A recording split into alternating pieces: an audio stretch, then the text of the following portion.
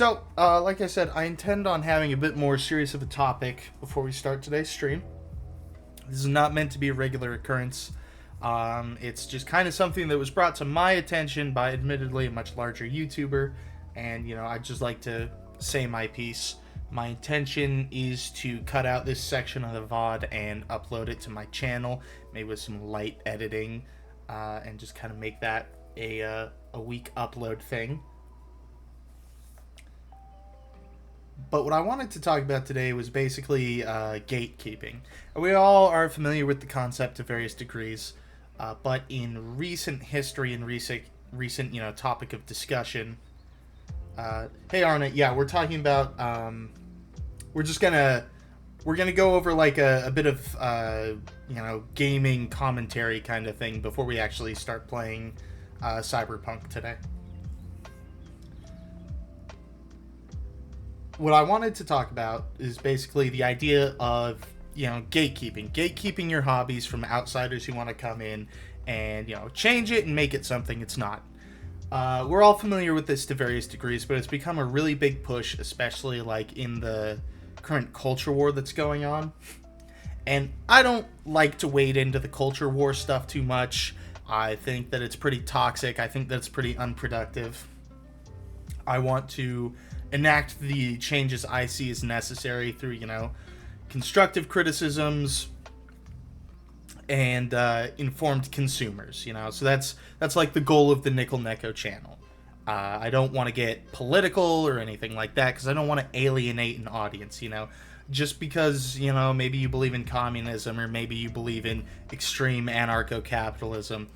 I don't give a shit either way. You don't deserve to get conned out of your money for a shitty game, right? Or to watch a shitty TV show. And that's kind of the whole philosophy I have behind my channel. But this is something that's near and dear to me because it's something that I've lived through, and a lot of people have lived through it. But because digital memory can be so short term, a lot of people forget about the exact progression of events, right? So if you give me a minute here, I want to pull up a video. There's a video made by a certain creator. I don't know that I necessarily want to say the name because the creator's not really the topic of conversation here. I'm not trying to so much put any smoke out towards him or anything like that. I'm not trying to shit on him. I am trying to shit on his ideas, but that's different, right? So I figured the video is sufficient for that. Give me a quick second. I will get it pulled up here. If I can open the new tab, and we will pull this up. Okay, so this is a guy who, he was talking about gatekeeping hobbies, and we could watch the whole video. I don't really want to do that. I just want to have this up for kind of background visual. But basically, in his video, he talks about gatekeeping, and specifically, why it's wrong. And it was really interesting. You know what? Actually, chat, we're just going to react to the video. We're going to react to the video, and I'll pause when I have things to say. Sound good? All right, sounds good. Let's get it on. On the internet all the time, and it's usually stated by passionate. I'm not sure if you guys can hear it, actually, so let me turn that up a bit, because I do want to be fair. There's this phrase I see floated around on the internet all the time, and it's usually stated by passionate people who believe they're coming from a place of defense for a franchise or a fandom or a hobby that they truly care about, The phrase is, gatekeep your hobbies. Gatekeep your hobbies, chat. And I don't want to upset any of you, but that sounds really stupid. Okay, let's talk about it. Welcome to The Pondering. I am the real-life fake wizard. If this video brings you any value at all, I invite you to subscribe to this channel. Single imaginable franchise has been infiltrated by the 5 people ruining entertainment, corporate imaginable franchise, nearly every day. In a time where every single imaginable franchise has been infiltrated by the 5 people ruining entertainment, corporate managers, marketing professionals, influencers, journalists, and writers, entertainment just... Regarding those 5 people, I would disagree. He says, entertainment being infiltrated and ruined by these 5 people. I think it's the same one person in 5 different job roles. Because the people ruining entertainment media, they're not ignorant to what they're doing or anything like that. And I want to be clear, chat. Like, myself as a content creator, my YouTube channel, my streams, these are not meant to be political spaces. They're not places for political topics of discussion. I do not wish to ascribe myself to or alienate myself from any particular audience simply due to any political beliefs I may or may not have. I want to make that abundantly clear. That being said, the people who have been, injecting themselves into these various forms of media, right? Into comics, into movies, into TV, into games. They are cultural Marxists, right? I'm gonna say it flat out, right? I'm gonna say the dirty word. They're cultural Marxists.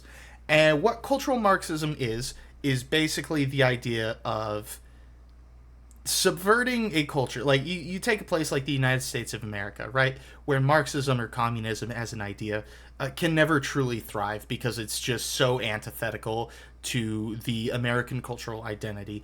And you subvert that by seeping into these cultural grounds, right, these areas of discussion and these areas of escape, of fantasy, and making it about Marxism, basically making it so the common man has no place where he can possibly go where he can't be politicized about your beliefs. And, it's typically used for Marxism just because, like, that's basically the people who invented it. But you can use it for anything. This is literally how advertising works, right? Especially in the internet age, where we live in an information-based economy and an attention-based economy. Like, there's no place anymore where you were entitled to anything for free. Ads are everywhere. Cultural Marxism works the same way as advertising. They want to have it so you can't get away from it, so you're always thinking about it, so that eventually you come to agree with it. The people in gaming, the people in TV, the people in media who have been ruining these hobbies have been doing so by basically injecting themselves into these hobbies and trying to, funnily enough, gatekeep them, drive out anybody who will resist, anybody who doesn't, fall for their messaging, anybody who doesn't get with the program, who doesn't jump on the bandwagon. I'm listening, just doing a workout too. Hey, congratulations. Anybody who doesn't jump on the bandwagon, anything like that, the idea is, the intention is to run you off and to make it so that you have no refuge. Okay, so something people will often do because they're afraid of the cultural Marxism term, because they don't want to be engaged in, like, politicization, is they'll say, oh, it's the corporate managers. It's the suits who are ruining it, guys. Dragon Age Veilguard, the reason why it has gender pronoun, microaggression questline, which is like a real thing. I've described it reductively, but that's basically what the questline is. Dragon Age Veilguard is only that way because of the suits. Because of the suits. Like, let me explain to you something about the gaming industry. A purely profit-based games industry is very dude bro frat housey. Like, I'm sorry, but like 2008, 2009, 2010 era video games and video game industry, that's like what peak games industry is. Because believe it or not, the primary consumers of video games have been and will continue to be men. Specifically young men. And that's growing. It's become a more normal thing. It's become a less stigmatized thing. It has diversified, but the primary target audience of the primary consumer is always just going to be, young guys. Because young guys are the ones who have the time. Young guys are the ones who want to just play fucking endless deathmatch murder simulator, 2022, otherwise known as, Call of Duty, whatever they're on. And that's just, again, I'm being reductive, but that's just kind of the way it is. Why was I talking about that? This is the problem with me tangenting, chat. The suits. Okay? The suits, the corporate media managers, all those people, they're not the ones telling EA, like, hey, you should put a pronoun questline into Dragon Age Veilguard. Okay, if you look at the progression of the games, you've got Dragon Age Origins, Dragon Age 2, and then when Dragon Age Inquisition comes out, there is a distinct and stark aesthetic change. Dragon Age Inquisition also came out around Gamergate. And Gamergate, I'm going to focus on the gaming side of things. The Culture War chat, the Culture War has been going on basically since like 2008. Honestly, even earlier if you count comics. Like, this shit's been a battleground for ages, right? But I'm going to focus on gaming because gaming is the only place where we have seen a distinct consumer victory. Because I want to be clear, chat. The people who are pushing cultural Marxism into these things are not consumers of these things. Because if they were, they wouldn't do that. You know, if you're a fan of Warhammer, if you're a fan of Star Wars, if you're a fan of Call of Duty, I don't know, you know, any of these IPs, you don't want to bastardize them and turn them into political sock puppets to say the things you want to say. You want them to say the things that they're already saying, because that's why you're a fan of them. You know, maybe there would be things you want, like it could be like, you know, if you're like if you're like, you know, like a black kid, you know, and you really like Star Wars, maybe you're like, I really want a Mace Windu movie or a Lando movie or something like that. You know, that can happen, but you're not sitting here like, I want more black representation and black cultural voices heard in the Star Wars IP. You know, you have this character that maybe you have something in common with that you want to have explored a bit more. Whereas cultural Marxism comes in and says, like, we need to have an entire TV show just talking about slavery and internalized racism in Star Wars. You know, wearing the Star Wars skin suit. Fans view things as the things they are, and cultural Marxists view things as skin suits. You know, it's just something that you put on to make people more accepting of your message. That's it. The suits, and we found this out over the past few years with the revelation of like these DEI consultancy firms, you know, Sweet Baby Inc. being the most famous one, but there being loads of others like it. With the discovery of, like, you know, BlackRock Vanguard giving out grants for companies for hiring X amounts of all these various, you know, groups, you know, like, oh, you've hired, I'm just going to throw a number out because I don't know what it actually is, but it's like, oh, you've hired 30% gay people, so we're going to give you like a $30,000 grant. Or, oh, you're pushing, you know, a pro ecology, you know, green message in your video game, we're going to give that a grant. You know, with the realization of these things, the narrative around the whole culture war shifted. Because originally, back in 2014, 2015, back around the whole Gamergate scandal, it was about ethics and journalism, and all the crazy politics were just like, these are just crazy political extremists, and we don't really have to worry about them. We can just ignore them. If somebody puts it in their game, we can just not buy the game and it'll be fine. And it was only once we realized that there was all this institutional power backing it that it became, like, you know, a more extreme battleground. So, you know, this guy here, he's just trying to reduce it because he doesn't want to say the CM word. Just doesn't feel the same anymore. Many beloved franchises by the 5 people ruining entertainment: corporate managers, marketing professionals, influencers, journalists, and writers. Entertainment just doesn't feel the same anymore. Many beloved franchises have had their hearts Kali Ma torn out of them and replaced by paint-by-numbers mediocrity. He acknowledges the results too, chat. That's like the important thing here, and that's the thing that really, I don't want to say confused me, but I found very striking about his video. He lives through the same experiences. He doesn't deny the same experiences. He talks about it later, but he's a classic Star Wars fan who does not like the direction that Disney took the franchise. You know, and through that he's able to relate to a lot of stuff, but it's his conclusion of a solution that I disagree with. Sometimes this is rooted in political ideologies, sometimes it's rooted in malevolence towards the fans, and sometimes, and I'd like to believe... Also, I just want to interject. She-Hulk was malevolent to the fans, but it was also rooted in political ideologies. Like, it's really hard to separate the two in the current media landscape.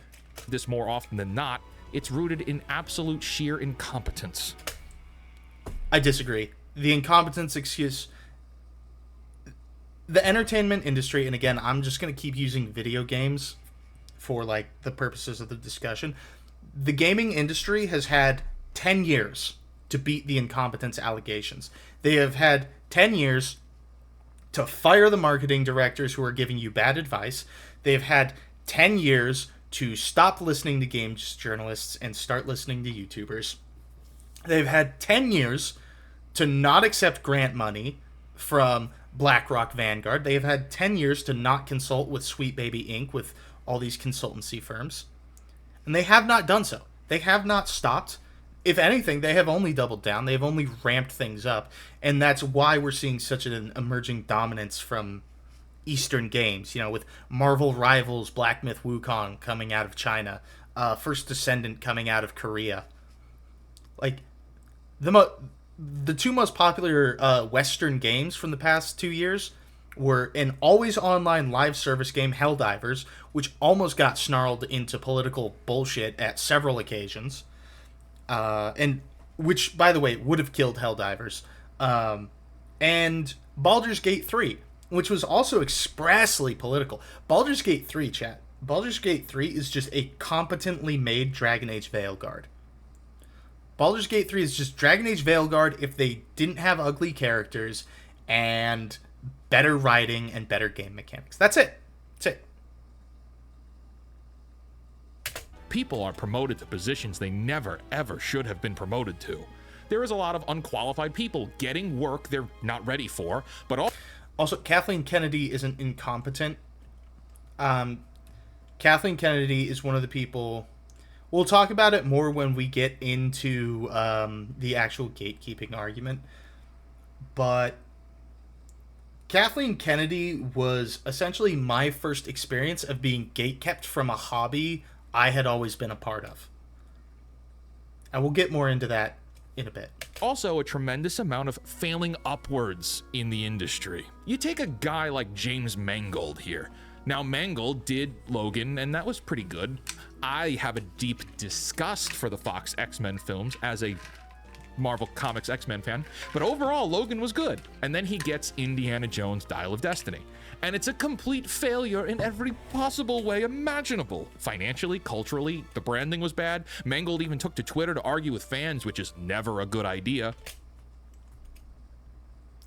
Again, chat, this is part of why I wanted to talk about this video. These periods where I'm like quiet like that, it's because he's saying things I agree with. I don't really have anything to say. And it's what makes this such an interesting topic for me and such an interesting video to cover. This is a guy that, like, we both did the same math equation, right?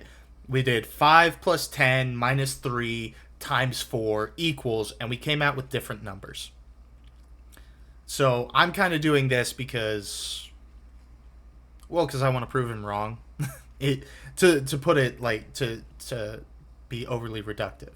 And then, instead of recognizing this failure and someone saying, Mr. Mangold, you're done with legacy properties, go do the Bob Dylan movie instead where you're probably better suited, Lucasfilm hands him the origin film of the entire Star Wars Jedi mythos. Yeah.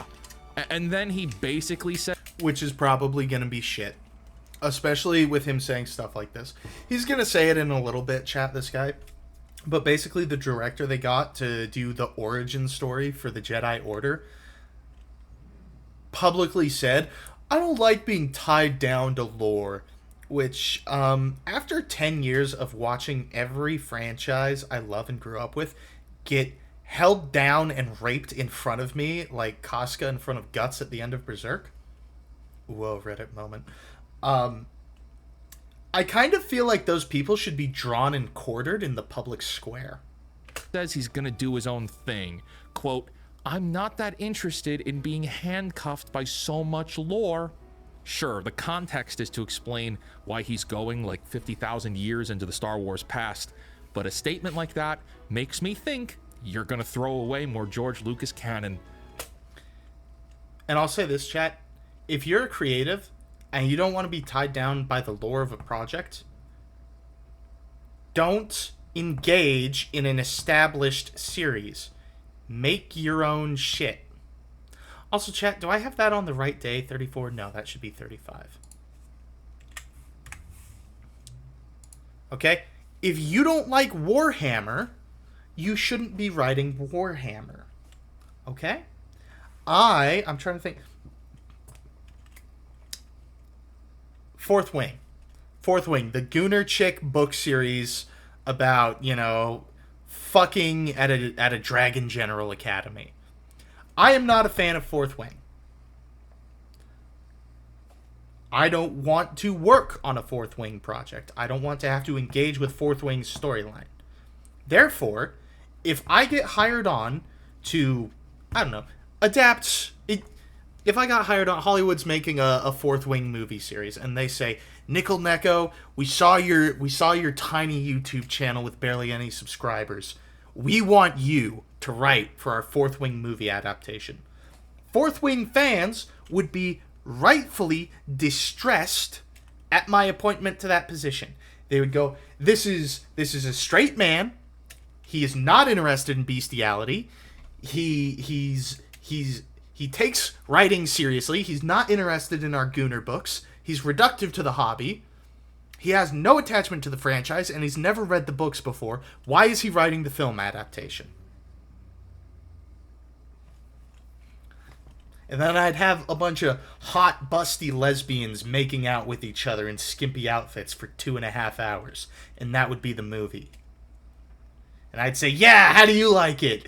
I never felt welcomed in the Fourth Wing fandom. I always felt excluded. So I wanted to make a Fourth Wing movie adaptation for guys like me who always wanted to engage in Fourth Wing but never felt included. They never felt heard. Well, now you're heard, brothers. I'm being a bit sarcastic. I'm just kind of taking the joke in a funny direction. Let's continue. Woo. Because you can. And so we get stories like this every other month or so, but for every imaginable franchise that you could think of. Look, Netflix is doing a Narnia series of films with Greta Gerwig, and she said her inspiration is based in rock and roll. Now, I don't know, maybe if you're doing a C.S. Lewis adaptation, you read up on Christianity, because that's what Narnia was inspired by. Aslan the Lion is a Jesus Christ analogy, not Pink Floyd rock and roll. And like I say, chat, like, this guy's video kind of makes me schizo out, because I almost want to call him, like, what's the word for it? Fake opposition. There's like an actual term for it, I can't remember. Controlled opposition. It almost comes off as controlled opposition, where it would be like, this guy's video is trying to gaslight actual fans into taking a, ineffective defense path into, giving up. It's like the black pill or whatever. But I think that's a little too crazy. I think that is probably not the case. I think that most likely this is just a naive, kindly guy who doesn't have the guts for the culture war. He doesn't have what it takes, and that's fine. It is good to be a tender-hearted and kind, forgiving person in such a harsh world.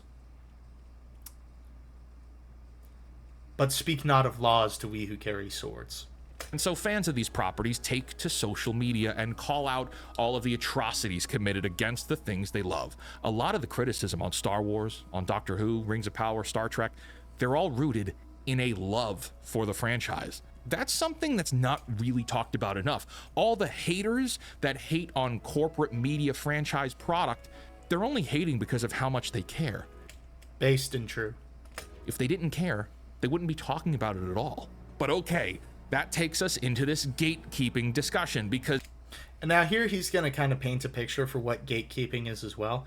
He's, for the most part, good faith, but we'll talk about it more as we get into it. Some of those passionate people say, we need to gatekeep our hobbies. Well, what does gatekeeping even mean? According to one of the many mental health websites...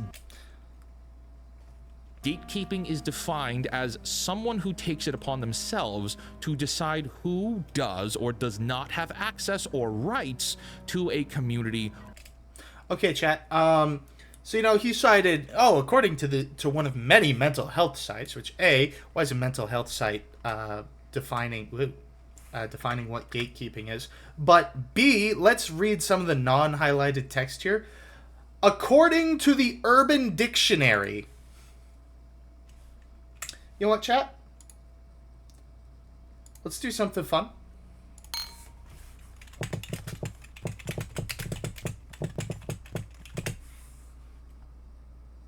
Accidentally spelled it Catway. Okay. I'm gonna come over here, chat. What's something we should look up, chat? What's something we should look up on the Urban Dictionary? Oh, I know.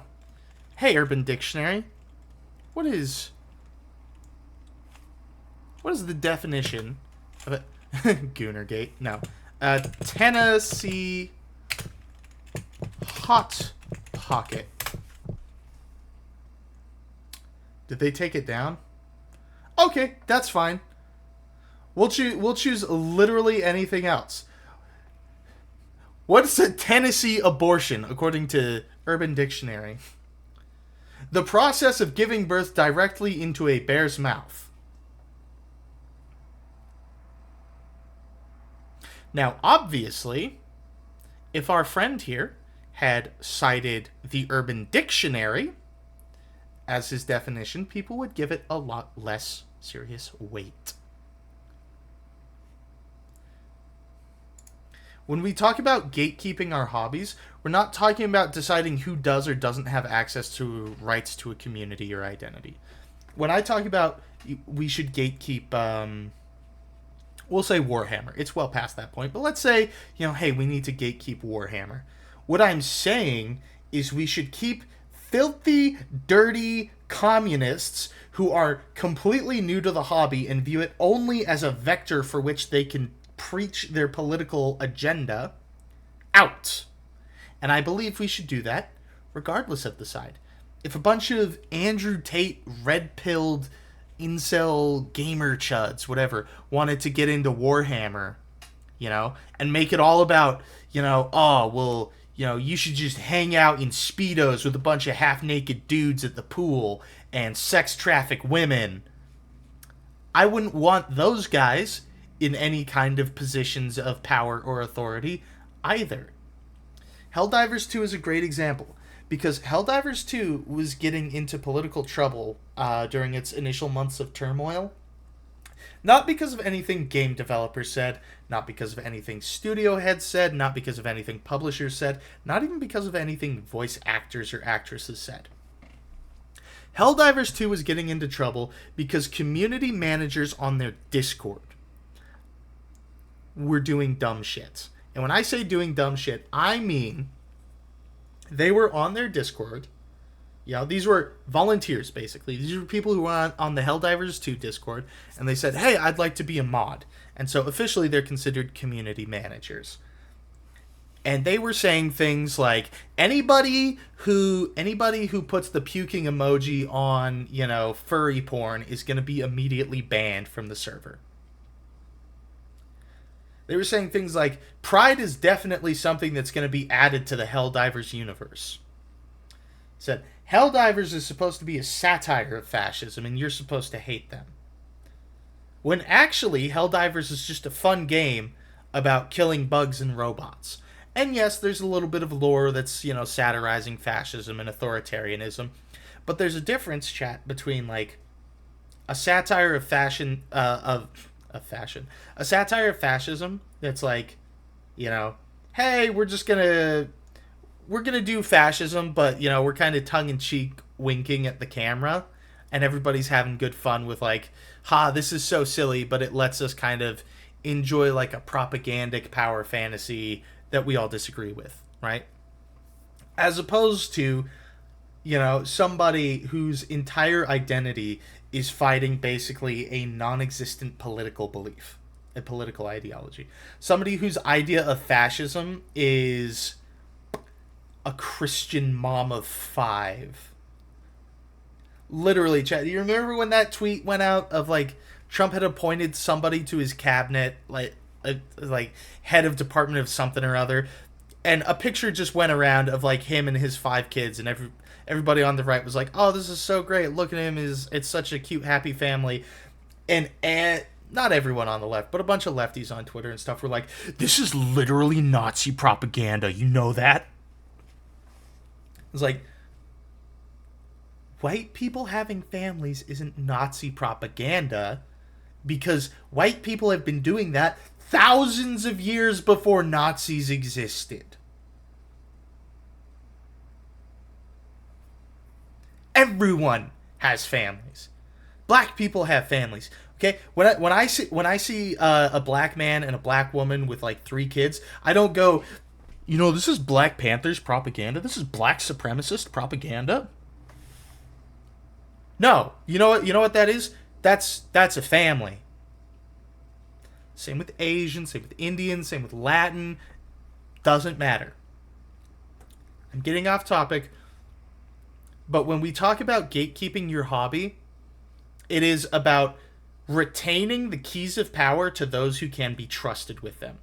The keys of power in a hobby should be kept with people who are actually fans of the IP and not people who want to use the IP to spread their messaging. Okay? You know what, chat? Here's a great example. Imagine your favorite IP, right? I'm going to keep using Warhammer. Imagine Warhammer 40k.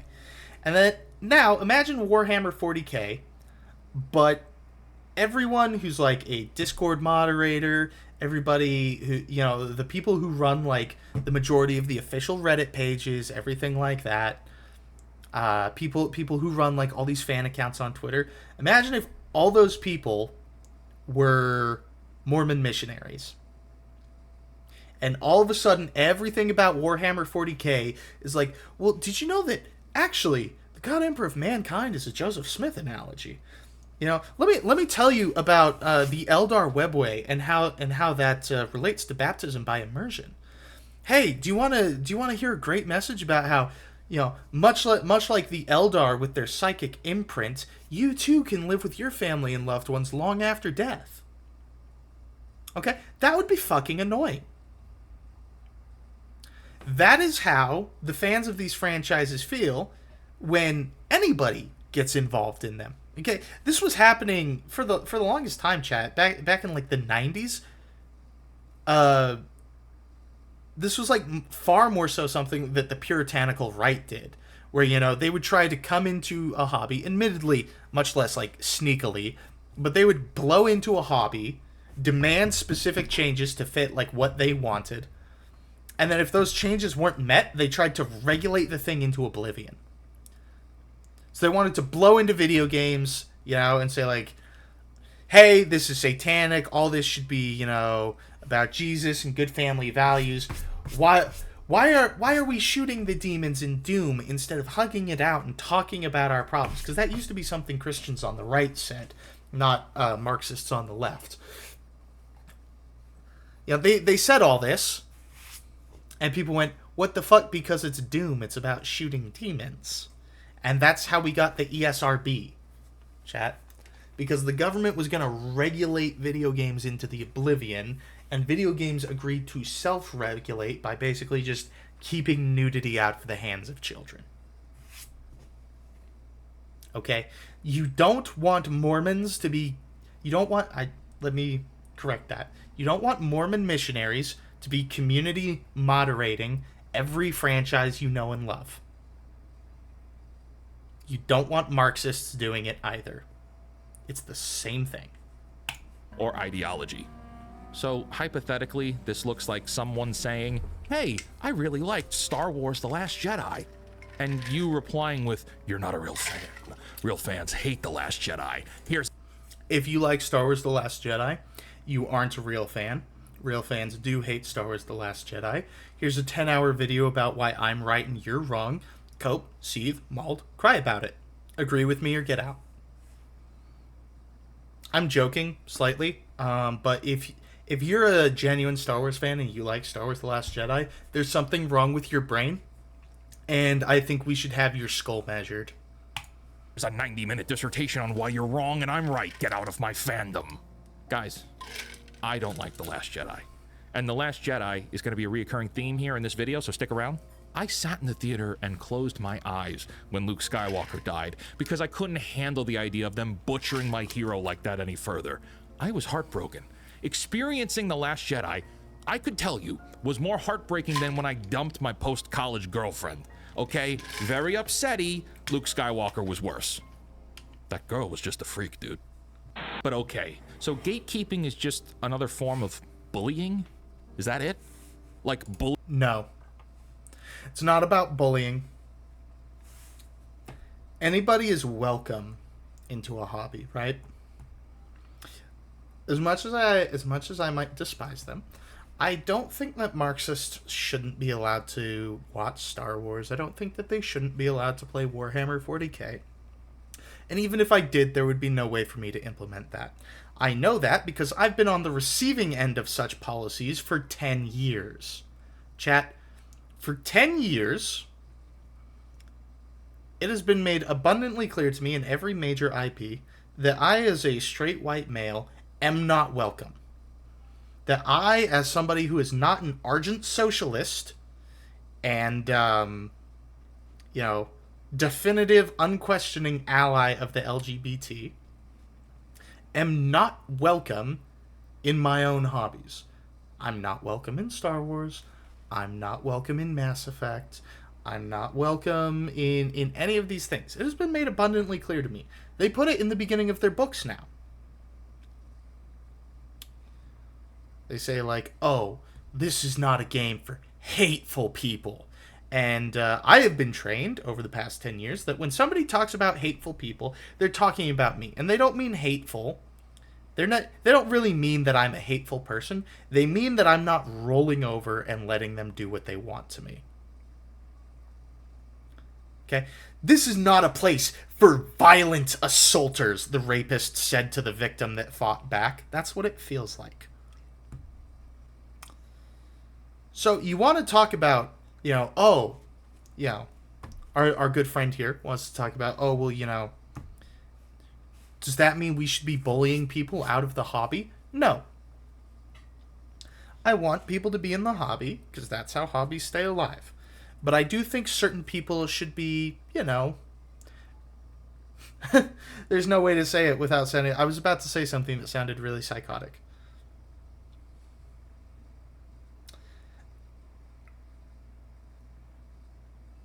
I don't think there's anything wrong with calling out and smearing people who make it abundantly clear that they're not there for the hobby, but they're there for the message.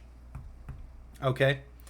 When Kathleen Kennedy got out on stage in 2015 or whatever, with a big t-shirt that said "The Force is female," that told me you don't care about Star Wars. You're not here for Star Wars. You're not even here for women. You don't care about female representation in Star Wars. You care about changing the franchise I know and love to represent the thing you want it to be. You're not here to respect the legacy of the thing I love. You're here to change it into something it was never meant to be. That is the mindset behind gatekeeping. It is a resistance to change.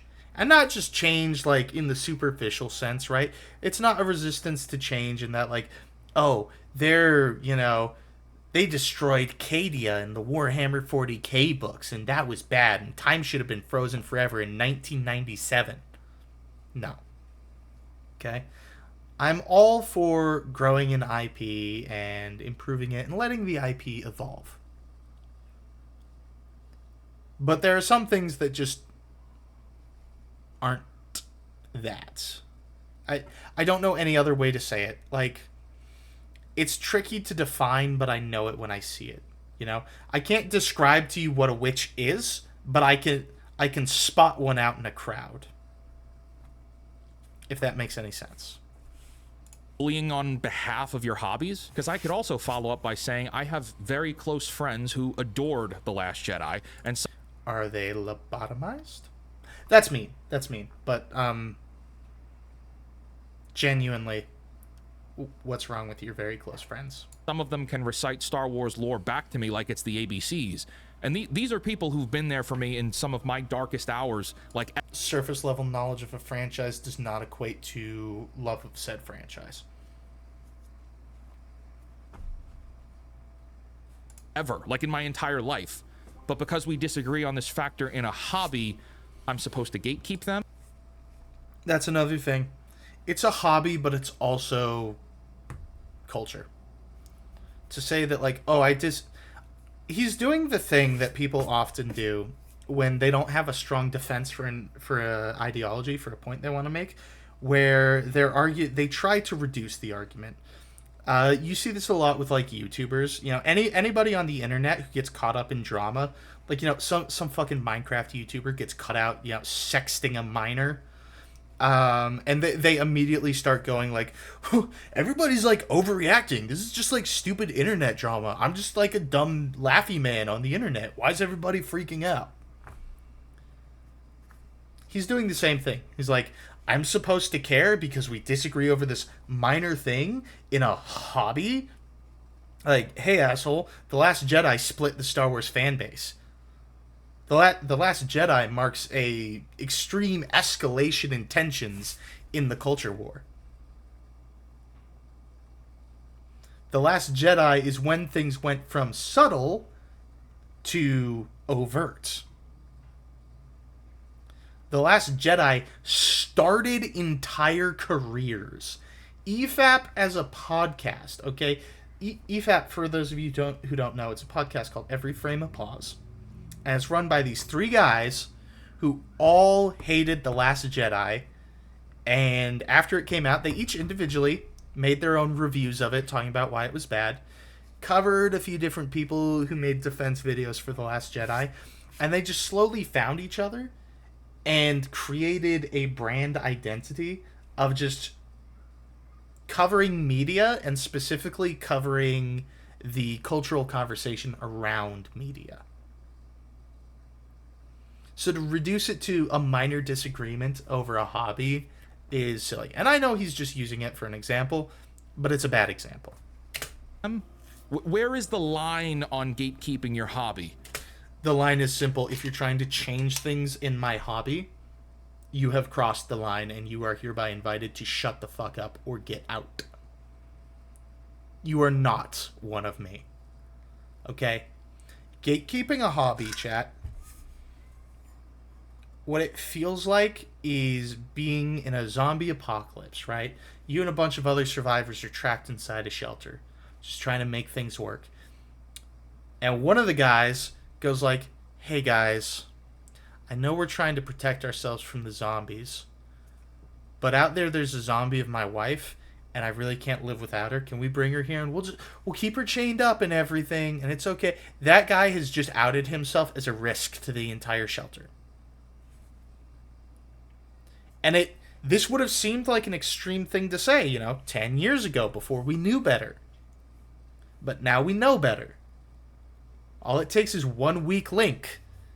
And next thing you know, your hobby is infested with the kind of bullshit where you're getting community posts about there's no room for hate speech and microaggressions and blah, blah, blah, blah, blah. Shut the fuck up, okay?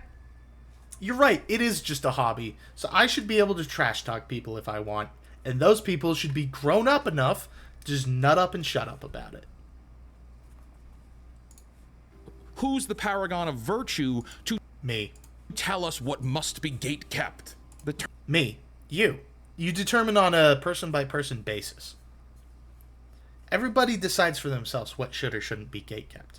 It's not up to me to tell anybody else what's so important that it is a hill they must die on. But I will tell you, chat, if you have a hobby that you love, if you have a niche interest or setting that you love, and somebody enters themselves into that setting and starts trying to make changes, they start trying to change things, Doesn't matter what they're trying to change. Doesn't matter if it's a right-wing person that's trying to turn the fourth wing into a MAGA Republican story. And it doesn't matter if it's a left-wing person trying to justify that Sam and Frodo are actually having secret gay hot butt sex every time the camera cuts away from them. That person should be tarred, feathered, and run out of your hobby. And if you care about it, you will take those steps. Because if you don't, that person brings more with them. It is never just one, and it never stops with just one little change. The term gatekeep your hobbies is flawed because there are no boundaries on what gatekeeping actually is, what it means, how one would do it. Therefore, it devolves into... I've already outlined several times how you do it. You call them out. Okay? You use the words. When a right-wing person comes at... Because, again, we're not talking about just like, oh, a gay person is playing Warhammer, and I don't think Warhammer is for gays. You know, that's dumb, chat. If you feel that way, like, I don't know, get over yourself. You can't keep people from buying a product and playing with it. Okay? Lush vibrators aren't made for men, but there's nothing to stop me from going to Walmart or going to Amazon and buying one and using it. I might not be using it correctly, I might not be getting the same effect as a woman, but it's my money. You can't keep me from buying things. Welcome back. Same thing goes for this, okay? When we're talking about gatekeeping our hobbies, we're talking about gatekeeping the keys to power. Into a form of being a dickhead and bullying to keep people out who share different ideas than you. And if you've watched my channel at all, that ideology in and of itself is the antithesis of truth. Because to seek truth is to ask questions and to be able to disagree with those who have differing opinions than you. Here's a great question. Why is every significant left-wing commentator being systematically outed as some kind of sex freak or pest?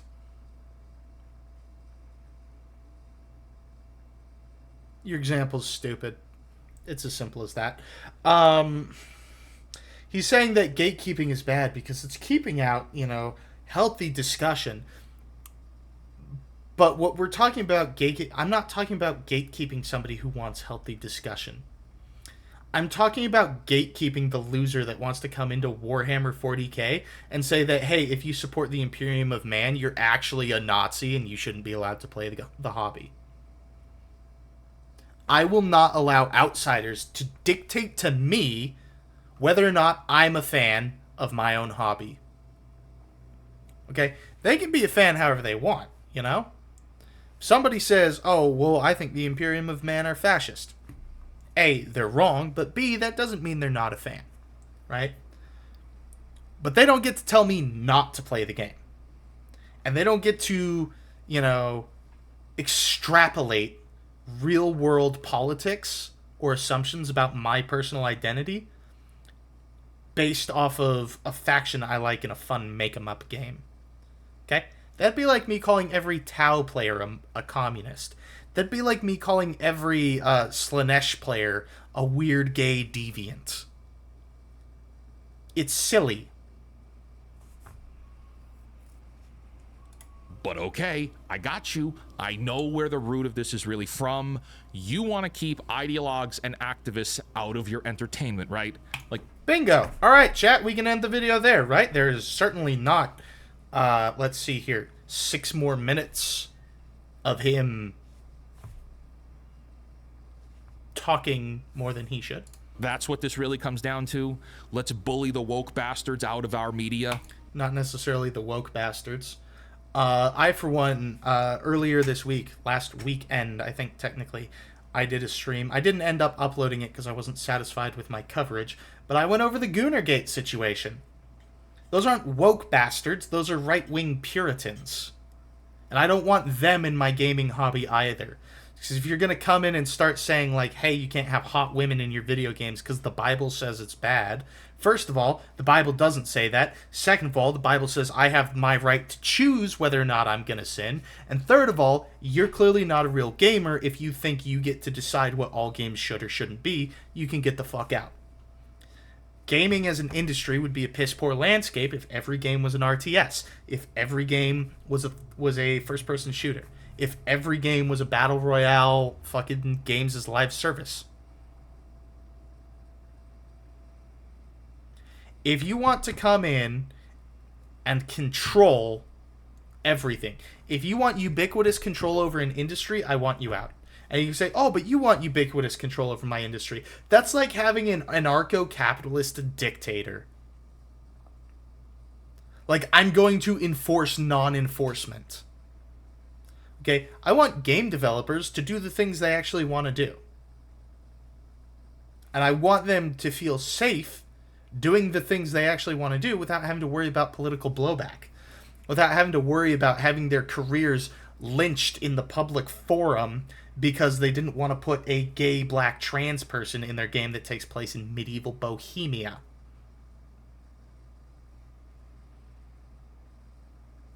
That's an exaggeration. That's not a real thing that's ever happened, but you get what I'm saying, chat. I'm essentially saying I want to keep any form of cancel culture, no matter which way the political axiom is swinging. I want to keep it out of gaming. And the way you do that is by utilizing your own cancel culture. What if I told you that doesn't work? What if I told... That's bullshit. That's bullshit. It worked for Helldivers. It's been working for Warhammer. People started gatekeeping Warhammer. You know, fans started like actually pushing back against the company, and the company realized, hey, maybe we shouldn't do that. This is exactly the same kind of argument that people make for like, guys, you shouldn't be celebrating the failure of Dragon Age Veilguard because you made a lot of talented game developers lose their jobs. I don't care. This is an entertainment-based economy. You are providing a service and not a necessary one. You only get my money. You are only entitled to my money. You only deserve my money when I deign to bestow it upon you. Okay, chat? When I spend money on Cyberpunk 2077, that is effectively a charitable donation to CD Projekt Red. The proper way to view that transaction is not, oh, I'm buying a video game from a company. No. I'm dropping some change into the hat of some guy performing on a street. It just so happens to be like closer to 1,000 guys. Instead of performing on a street, they're telling a story that is an elaborate shadow show.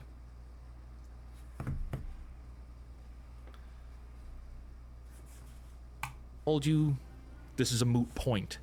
Let's bully the woke bastards out of our media? Yes. Ours? Yours? Mine? Theirs? Whose? It's not ours at all. I'm gonna let him keep going. Star Wars is not ours. It's not yours. Star Trek is not yours. Doctor Who is not yours. Lord of the Rings is not yours. Dungeons and Dragons, not yours. World of Warcraft ain't yours. Stranger Things, definitely not yours. Pokemon, someone else's. Halo, another guy's. Mass Effect, trendy. Every single hobby, franchise, fandom, character, and storyline you love from any of these mega franchises is not yours to claim. That's a very harsh reality that too many people can't accept. Okay, chat. So I'm going to summarize the rest of his point for him. I'm going to stop the video there, and I'm going to summarize the rest of his point, because here we are getting to basically what I wanted to talk about. Here we're getting to what really had me interested, and it's because, he agrees with me on all these points, right? I covered all these points about, like, hey, we agree on this, we agree on this, we agree on this, right? So it's like, why the video, why the coverage? And it's because where I say we should fight back, we should gatekeep our hobbies, we should feel emboldened, we should feel brave enough to publicly call out, name the journalists, name the ideologues, and say, you, ideologue, get out of my hobby. You are here for nefarious purposes. You are evil. You are a heretic, and you should be gone. What this guy was saying is, well, it's not ours to say.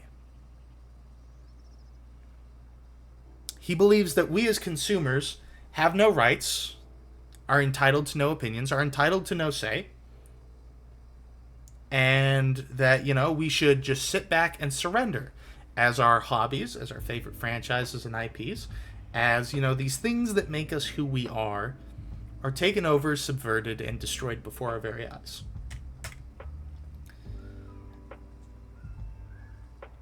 He says, basically, and he gets later on into it, but it's kind of the bike cuck argument. It's like, well, but don't you realize that when you tell the gatekeepers to get out, when you tell the ideologues to get out, well, that hurts their feelings and that makes them feel bad. How would you feel if they did that to you? And that's why I'm doing this coverage now. Because I know how that feels when that's done to me. Because it was done to me for the past 10 years. It feels like shit. And that's why I'm out for blood. Chat, it's like really stupid and consumery, but I'm going to teach you a little something about Nickel. As a kid, my favorite thing in the world was Star Wars. Okay? I knew everything there was to know about Star Wars. I would watch Star Wars lore videos. It was like the only time I would sit and hold still. Almost all of our video games were Star Wars. Almost all of my toys were Star Wars. I loved the Star Wars movies. We had the original trilogy, the original cuts of the original trilogy on VCR. We could, we had the DVDs for 1, 2, and 3. I loved Star Wars as a kid. And as a kid, I did not have a refined palate. One of my favorite Star Wars movies was Episode 2, Attack of the Clones. Largely hailed as like one of the worst Star Wars movies ever made. Before Disney's acquisition. Other than that, I also, the prequels were some of my favorite Star Wars movies. That's not to say that I didn't like the original trilogy. Of course I did. One of my favorite movies was The Empire Strikes Back.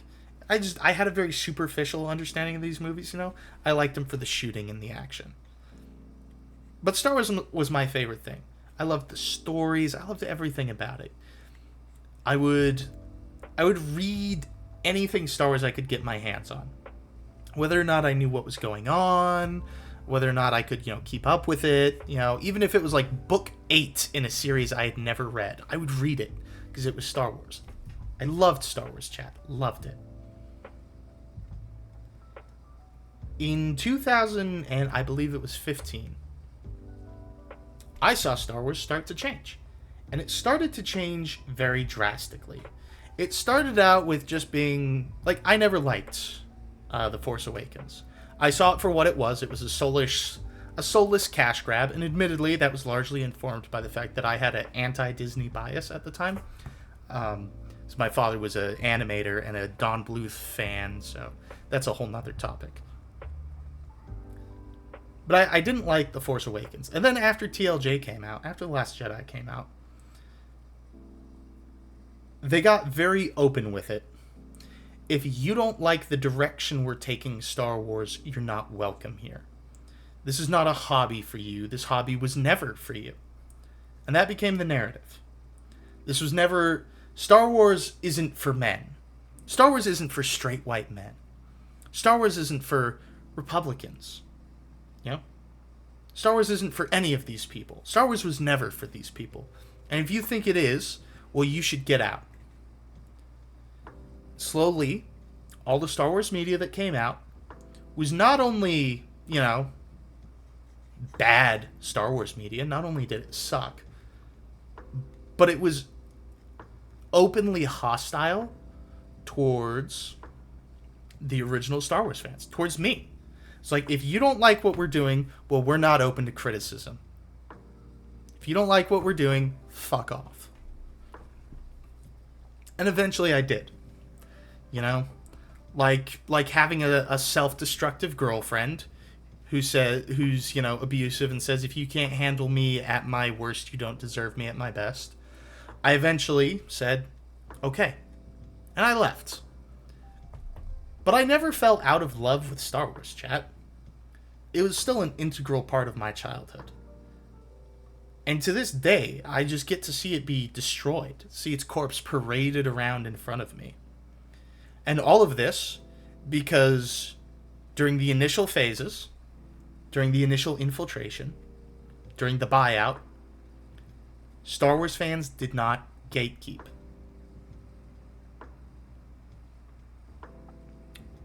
We didn't gatekeep, and eventually we were gate-kept from our own hobby. So yes, I will gatekeep. I know it feels bad. I know it hurts feelings, because I was hurt by it. But I'm not going to use the coward's logic. Okay? I'm not going to have the coward's tolerance of, oh, well, how would I feel if the brutal stick of enforcement was hit with me? The other side is more than willing to use it. So my options are either I can pick up the stick and fight back, or I can accept the fact that I'm never going to be allowed to have any entertaining media again in my life. You'll forgive me if I choose to fight instead of feckless surrender. Anyways, chat, that's all I wanted to do on that topic. So now we can get into the game, into the stream. I know it was a long one, you know. We had an hour to ramble. Wasn't really rambling, but you know what I mean. We spent an hour on all that. Now we get to play some cyberpunk. It was something I felt very strongly about. I wanted to speak my mind about. All I wanted to do, rants for 1.5 hours. Hey, 1 hour and 1 minute. You got 29 minutes in there that I'm not responsible for. But I mean, like, I don't know, it's serious to me. Just because I view it as that guy was kind of putting out a toxic surrender attitude. Negative propaganda. And I feel the need to speak out about it. And also, like I said, it's something I feel very strongly about. My experiences with, you know, slowly being gatekept from Star Wars inform why I fight so stridently on everything else. Legitimately, the Force is Female, like, ad campaign is basically the reason why I have a YouTube channel today. Now, that's, you know, an oversimplification, but in essence, that's what's going on. You know, if it wasn't for people pushing me out of my hobby and ruining it for me, I would not be where I am today. I wouldn't be trying to do the things I do today. I wouldn't have a YouTube channel because I wouldn't really care about all this. I wouldn't have the level of media literacy I have, right? I wouldn't, like, care as much about media or anything like that.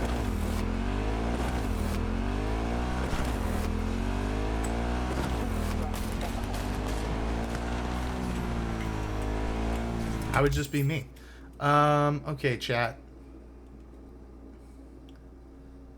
Do we do?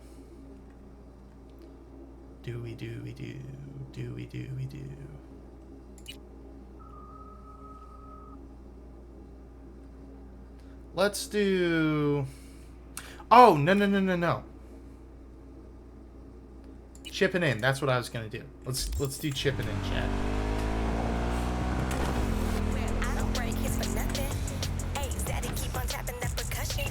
This song sucks.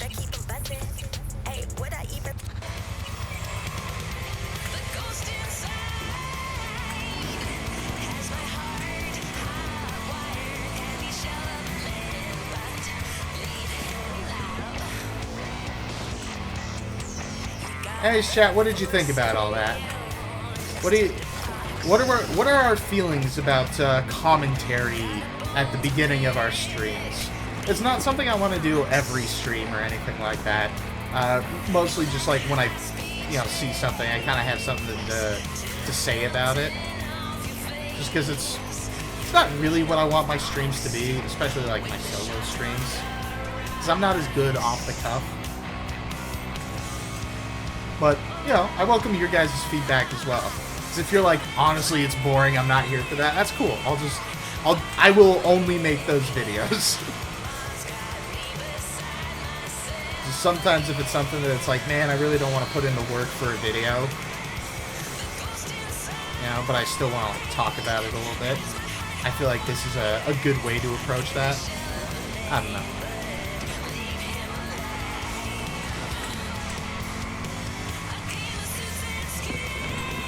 How are we doing today, chat? Tell me that too. Tell me what you think about commentaries at the beginning of our streams, and also tell me how your days go. I want to know those two things. That's your homework for this stream.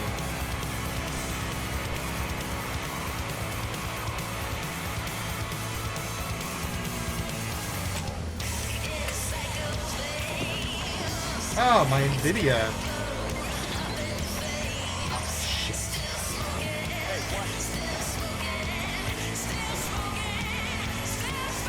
You're okay. I think it's fun, definitely something different and interesting. Yeah, that's kind of the mindset I have, is like, especially like right now I'm doing my 100-day thing. It's like, I feel like I should shake it up a little bit from just regular boring streamer stuff. I don't know. I'm taking advantage of the fact that I'm streaming for 100 days to try out other stuff. So, you know, you're probably going to see me get a bit more impulsive with streams, but you know, just know that it's I'm just trying to figure out the best way for me to handle this particular avenue of content.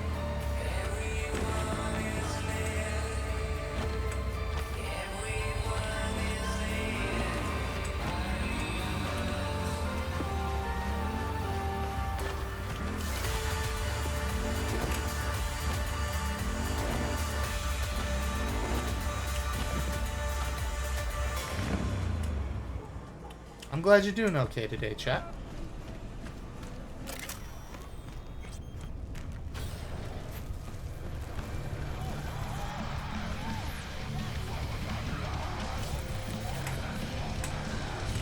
Alright, John.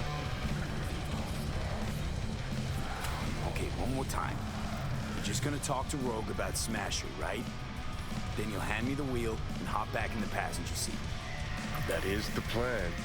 He's gonna Don't fuck her, worry. chat. I'll be gentle. You might even enjoy it. Actually, regretting this already. You're gonna strum her guilt, squeeze her for favors. Remind her all about how she left you to die in Saka Tower. First, she was sure I was dead already. Second, I'd never do that to her. Okay. Don't have to. What? You gonna use your charm? Rogue's never said no to me. Ever. Alright. Okay. I'm ready. Bottoms up. That's a big pill, chat. Glad it's not a suppository. About fucking time. Look a little different. Fuss with your hair, or...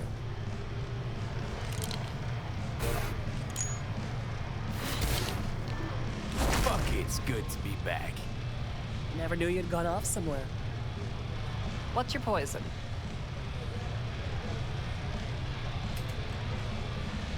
Tequila old-fashioned. Top it up with beer. And sprinkle in some chili. Silverhand special. Been a while since anyone ordered that. I wonder if she says that for both options.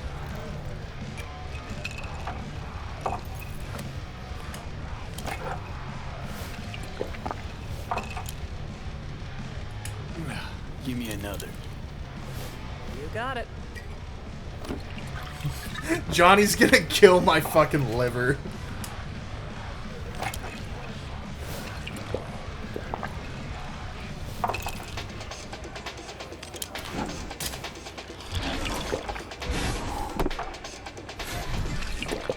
Yeah, he's gonna give me cirrhosis of the liver.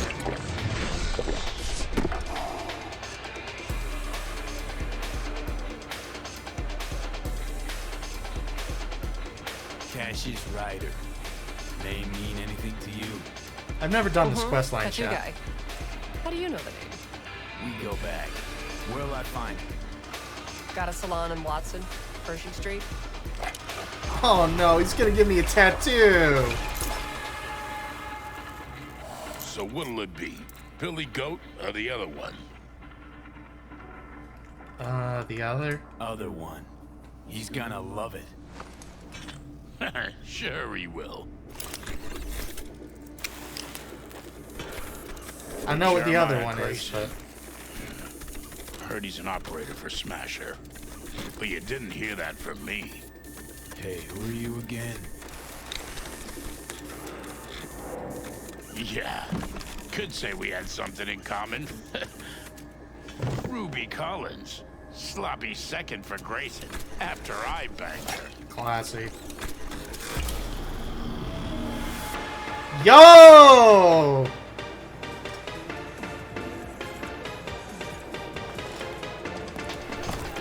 Oh, really? A little disappointed in that. Hey, drink slinger. I was trying to be fast about it, chat. Oh, wait.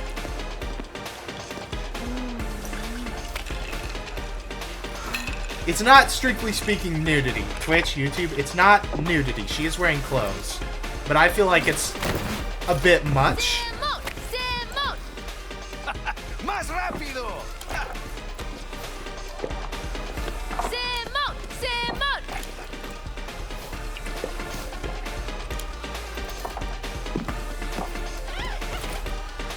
I win! What the? Left or right?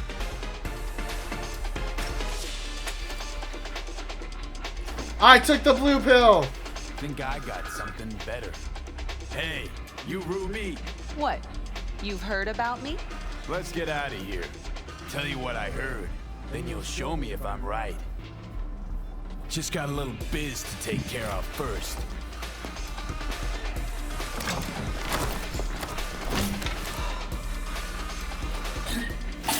Ugh.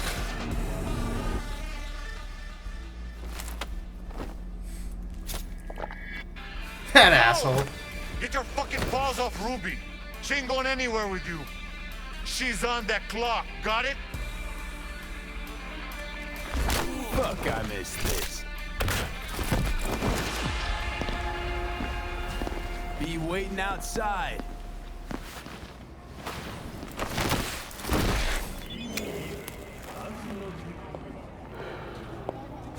You waiting for me?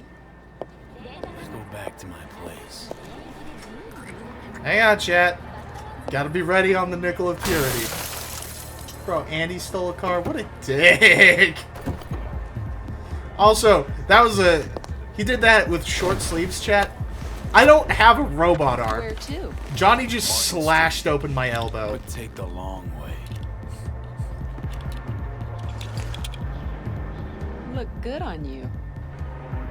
Got a light?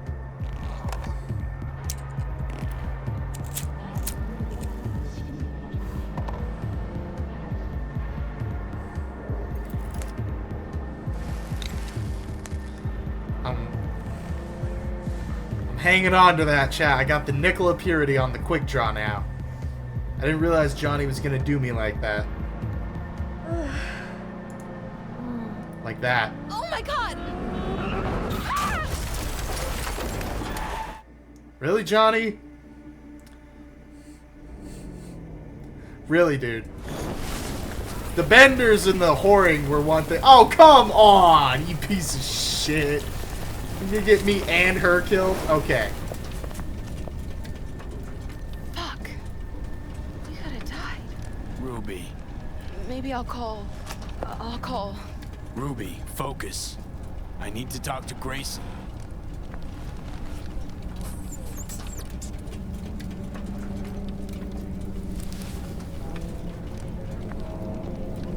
A fucking condom. Nice outfit, though, right?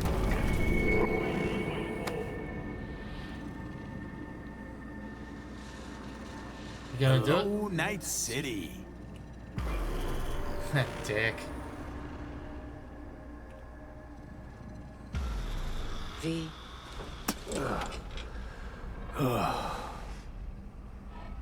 Spit blood first thing every morning? Talk about something else, please. Sure. First time you walked up, sensed there was something familiar about you. Blah, blah. Johnny Yes, told Mommy? you.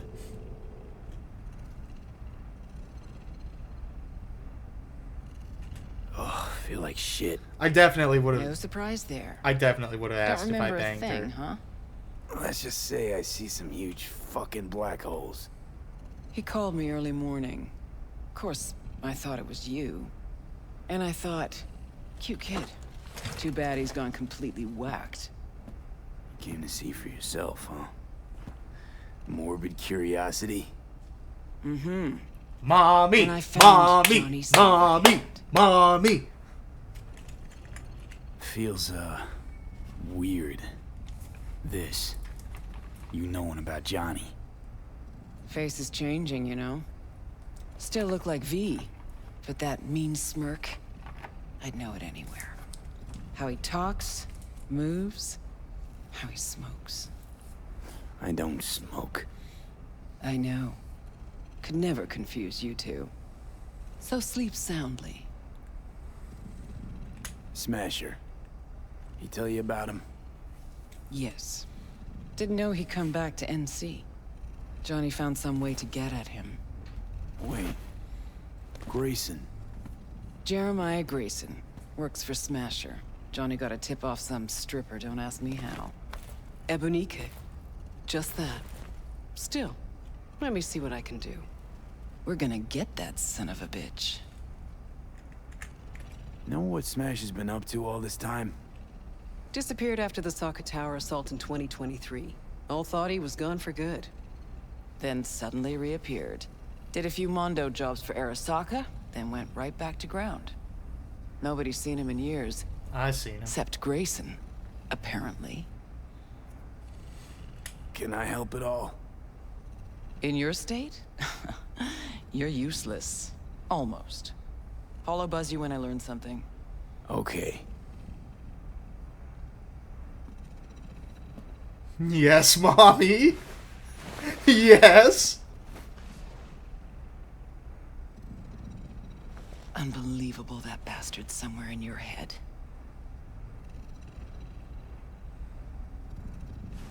Ah! Cock blocked again. Chad, I hate to see her leave, but I love to watch her go. Ugh, I swear I could taste that one. Fuck you. Oh, fuck.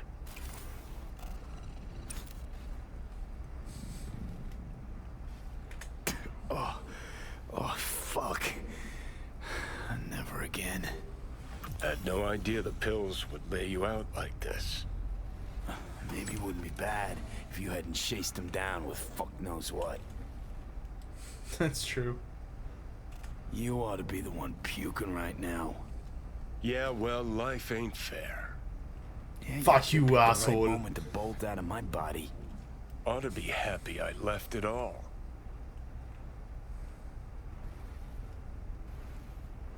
For a moment there, it did seem like you were thinking about staying. I mean, you had such a good time. Don't trust me after all, huh? I know you thought about it. Saw it. I did exactly what we agreed. Let's get out of here. Can I see the tattoo? Show me the tattoo. Show me the tattoo. What was the other one?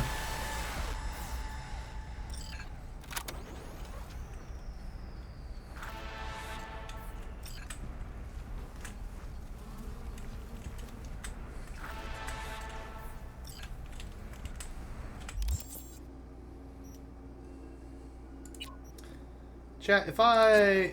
Because it was supposed to be on my arm. Huh. Those bastards.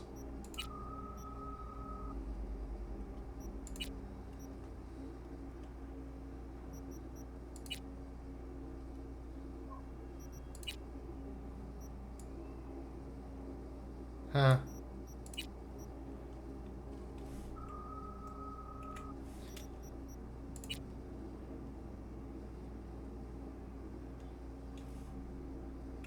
could play Johnny dress up, right? I don't have his pants yet, chat. What about the sunglasses? Chat, I got the sunglasses! Alright, hang on, chat, hang on. Let's... Oh, fuck. I'm actually gonna need to go to a particular wardrobe thing to do that. But... Oh, that's lame. How is this place? Place where you can puke all over the carpet, no problem. Beggar, not chooser. Fuck you, asshole. Alright, chat. I'm supposed to wait a day for Rogue to call. What should I do in the meantime? I could meet Hanako. In fact, I think we will do that.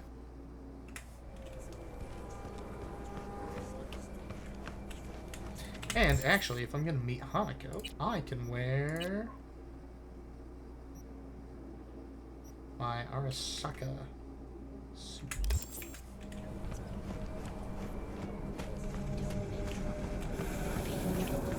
So, feeling better? Fuck you. No.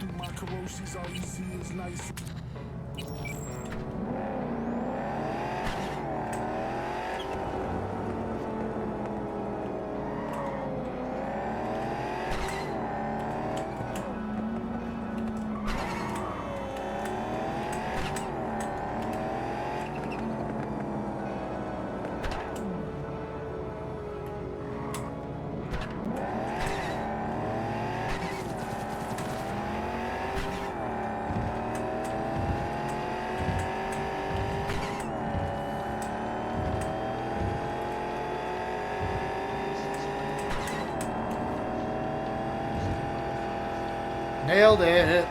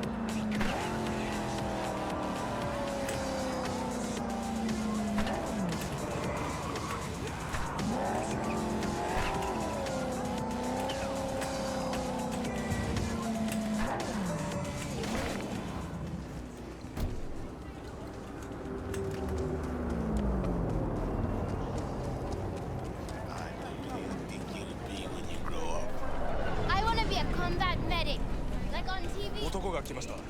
武装しているようです。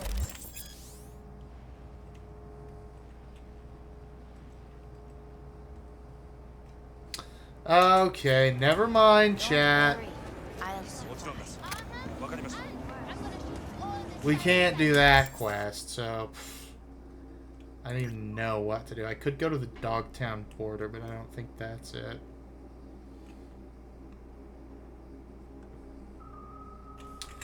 You know what, chat? You know what?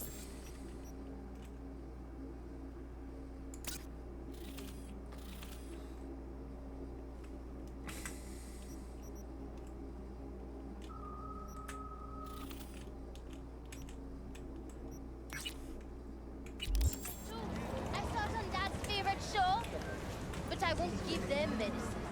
Stupid to shoot someone first and save them. Then you are going to have to escape.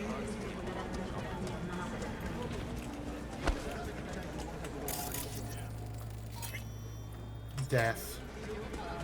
Edgy. Yo, that's my shit right there, chat.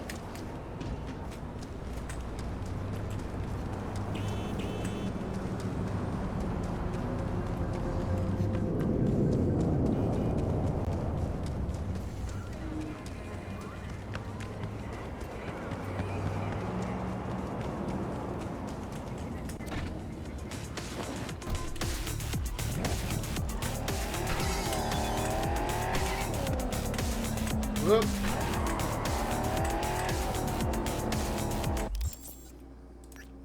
Fuck you, Coach Fred.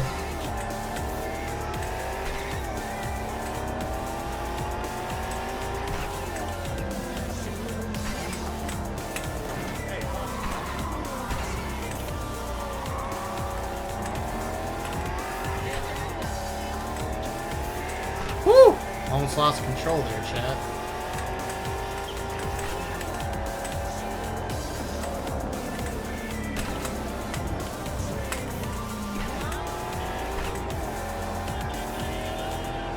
Couple of real close calls.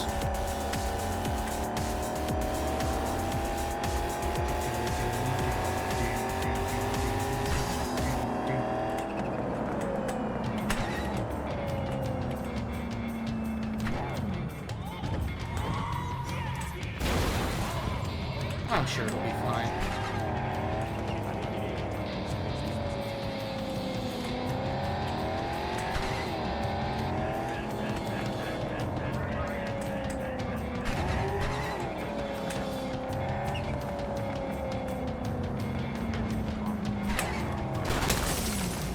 You know what, I'll park here.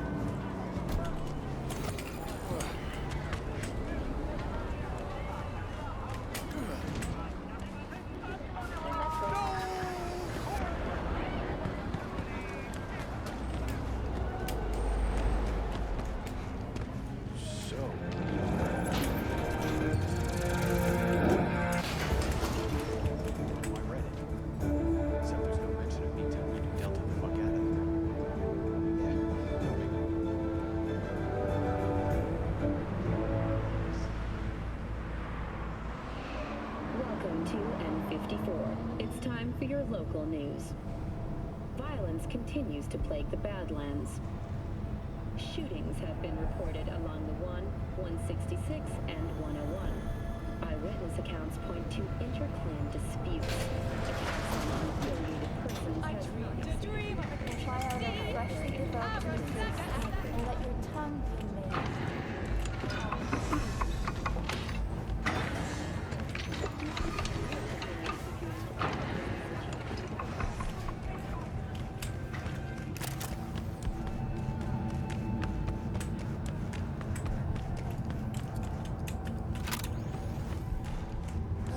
Well, that's not my apartment. That is. Hey, Johnny. Fucking asshole.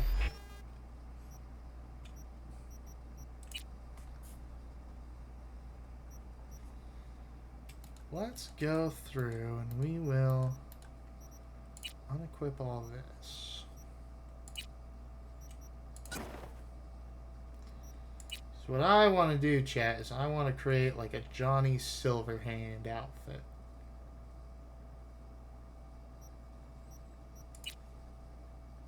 It's going to be tough because I don't have all the clothes. But I think I can make it work. Johnny also wears rocker boots, which I don't have.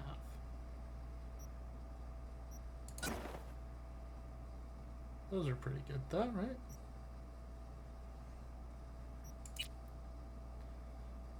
Good equivalent.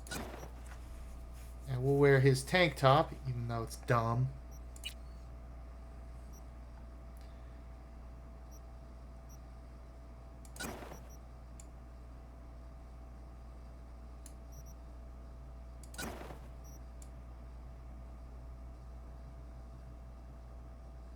Not backing down. Never backing down.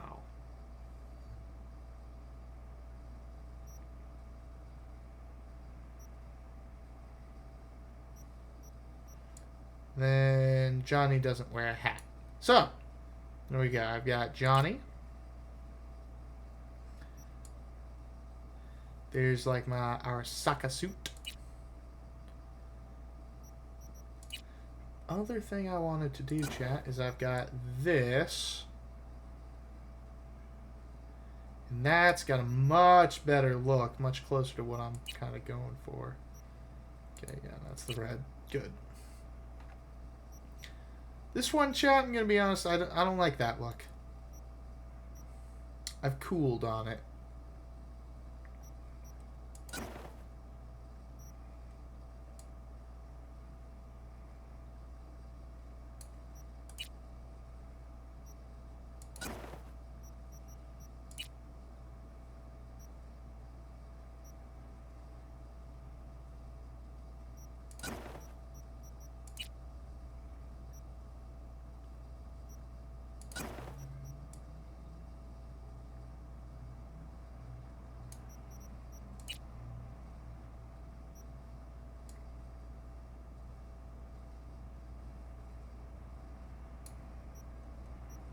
And the other thing, chat, that I want to do,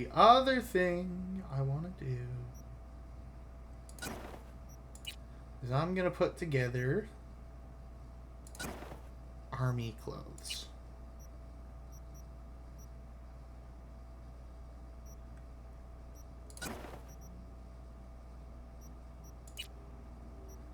You know, where I wear like camouflage.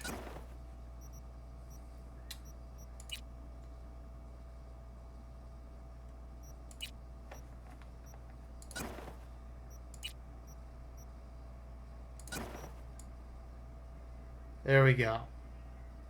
That's not a very good combat rig. Can I do better than that, chat? I know, this is turning into a fashion stream again. But you gotta understand, chat. Drip is, like, literally the most important thing ever.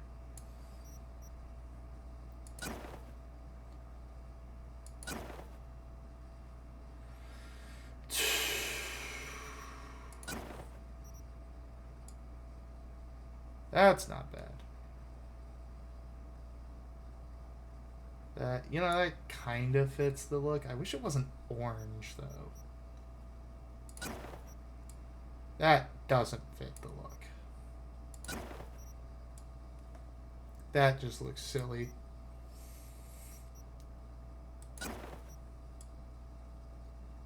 That also just looks silly. Gotta wear my high-vis PT outfit. It's Joe Sargent. Sorry, Joe Sargent. We'll do Joe Sargent.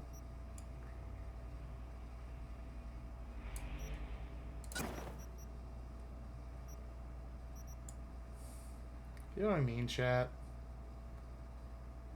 I don't know. We'll let it be.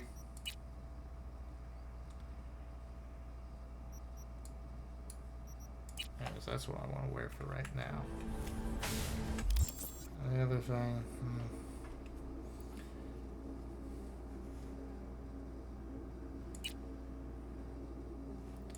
We'll do this one. I just need something to do while I wait for his fucking girlfriend.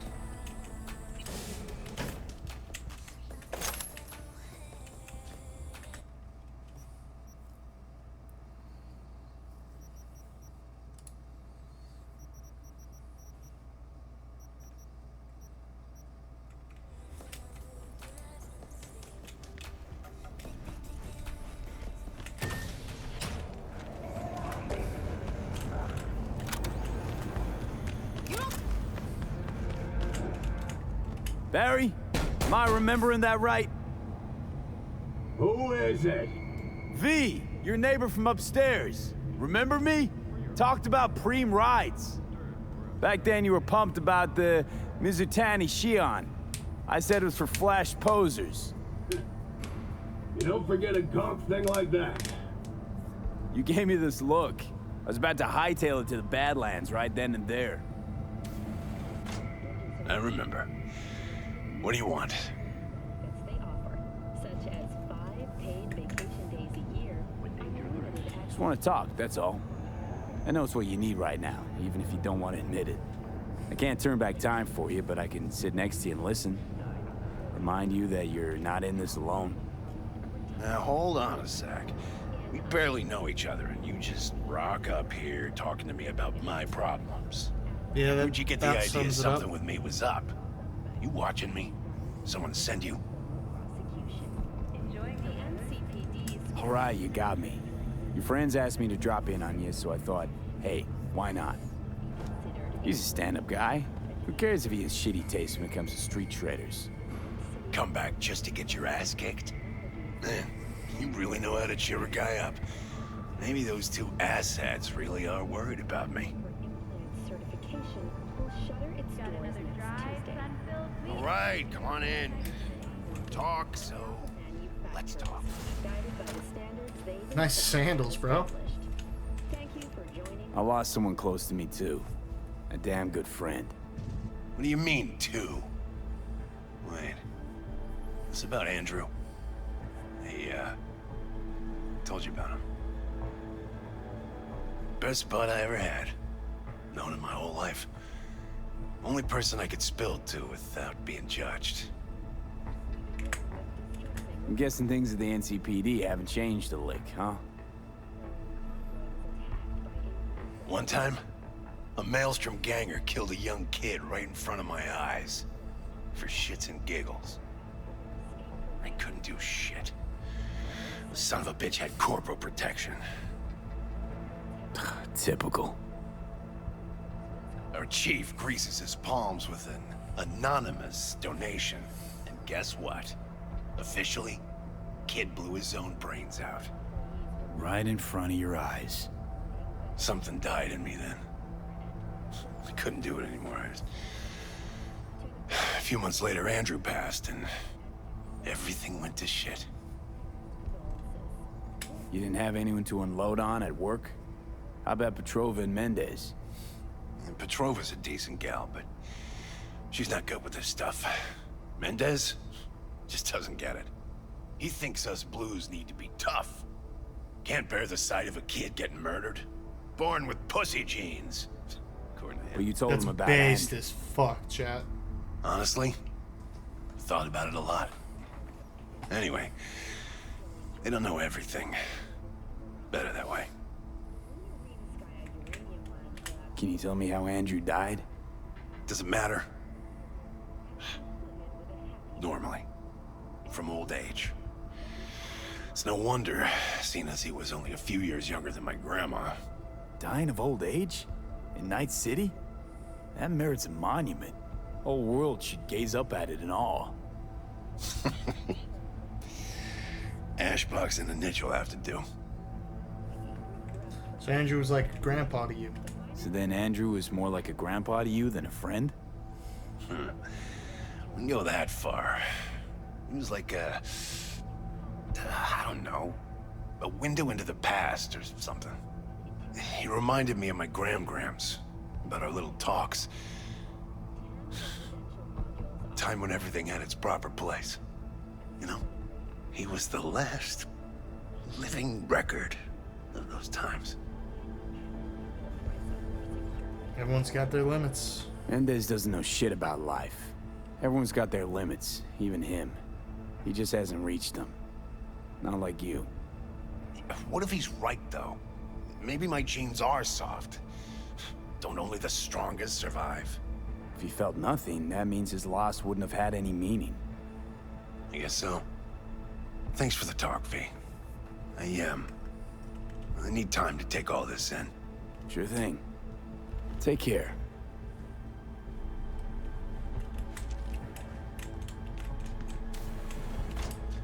See you, man.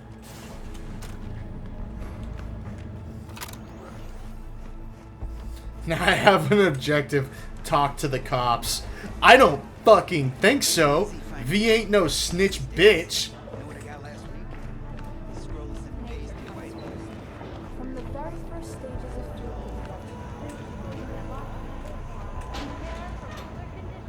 Welcome to the N54 News World Report. I'm Jillian Jordan. Scientists from Biodyne Systems have announced a breakthrough in the fight against multiple sclerosis. MS is one of the few diseases that cannot be cured by replacing the affected tissue with implant technology. The experts at Biodyne have created nanites that, when injected into the spinal cord, provide long-term uninterrupted repair to the neural tissue. The cost of this cutting-edge therapy treatment has been listed at $700,000 per month. For the second consecutive year. So, we didn't talk about yesterday.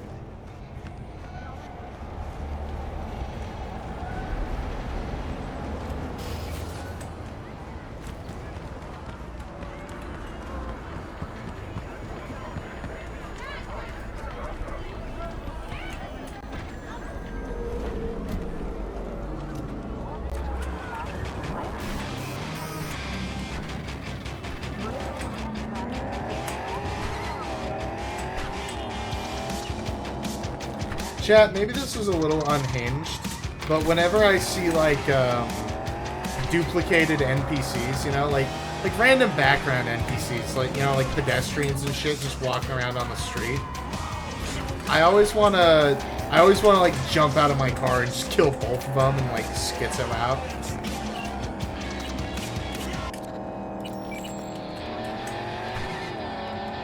For no reason other than because it would be crazy and wacky.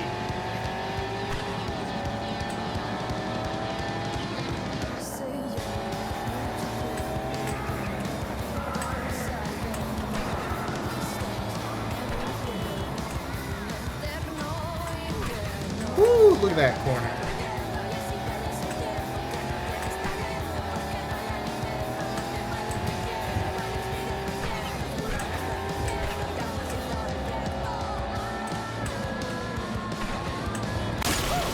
Fuck you, asshole. Why'd you hit your brakes? Pussy.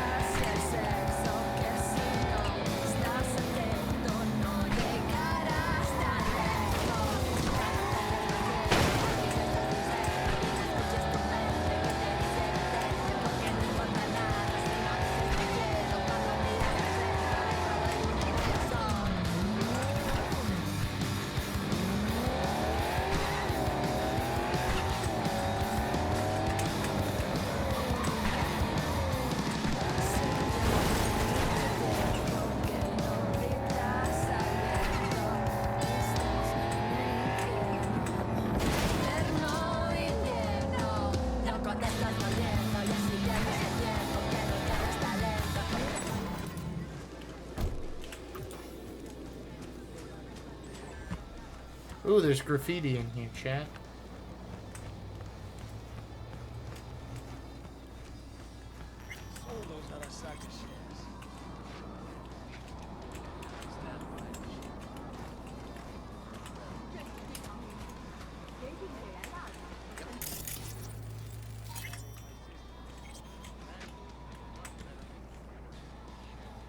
Temperance, huh?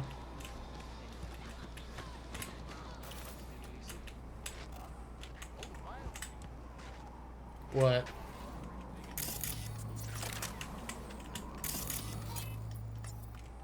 You are standing in a place of eternal rest. Lighting A candles. tortoise? Is this some kind of joke? I don't know about you, but Barry didn't seem like the kind of pig to crack jokes. But a tortoise? It makes no sense, Johnny. Barry said he was the only person he could spill his guts to. That not a good enough reason to buy a niche in a wall? Pay a visit from time to time? You're right. I sound like an asshole. Guy's depressed as shit. Only friends he had wouldn't listen. What the fuck else is he supposed to do? Picture this. You've got no one. Beloved Granny's been in the ground for years. only thing she's left behind's a dumb fucking tortoise. But when Grandma told you about life, that tortoise was there. When that same life kicked you in the nads, when poor Grams croaked, it was right there. It's so real, chat. Imagine how alone you've got to be to buy a niche for a goddamn animal. Barry's not okay. I mean, if that tortoise was the one thing that got him up in the morning. Now you're starting to get it. His friends have to know. Hopefully it's not too late. You know how it goes. Stare too long into the abyss will stare right back at you. Taking a step into it wouldn't be so drastic, considering the shit he's seen in his lifetime.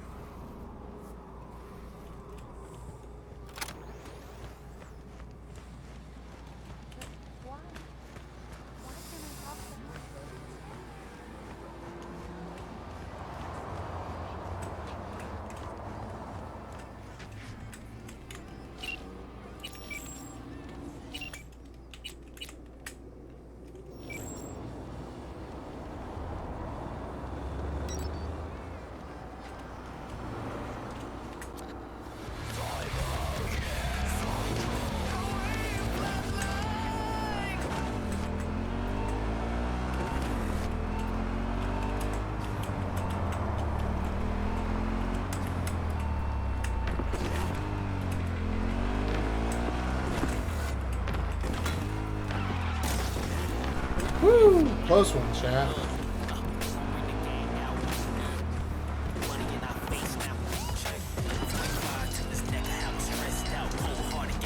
Wow. That sucks.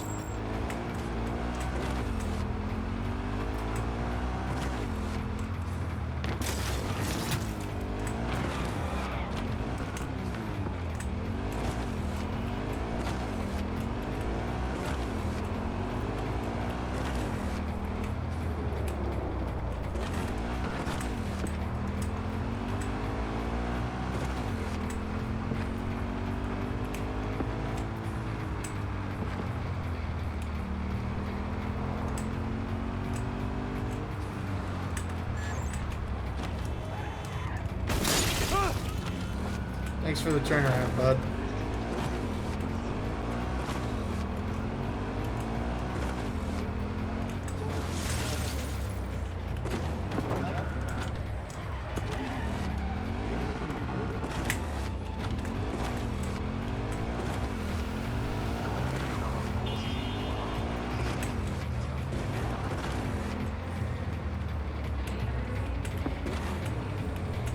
You want trouble? You know what? You know something, chat? Here's a point of praise for Cyberpunk. Because I criticize a lot about it. But here's a point of praise. I really appreciate that in Cyberpunk, your side quests they're very consequential to you, you know? They're very consequential to, like, you and the people you deal with. But you don't do anything that is going to have, like, grand scheme, broad, drastic, sweeping effects. Like, I'm pretty sure, because I've never beaten the game before, but I'm pretty sure, like, you don't beat Cyberpunk and, like, reform Night City, you know? You don't, like, change the world and fix everything wrong with it. You kind of just, like, largely Night City is, like, kind of ambivalent to your existence. And I appreciate that in an RPG.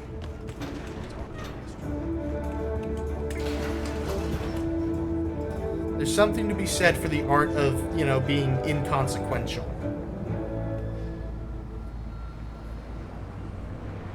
Because you're not like some fucking chosen one, right? You're just some merc with a chip in his head. Violence continues to plague the Badlands. Shootings have been reported along 166, and 101.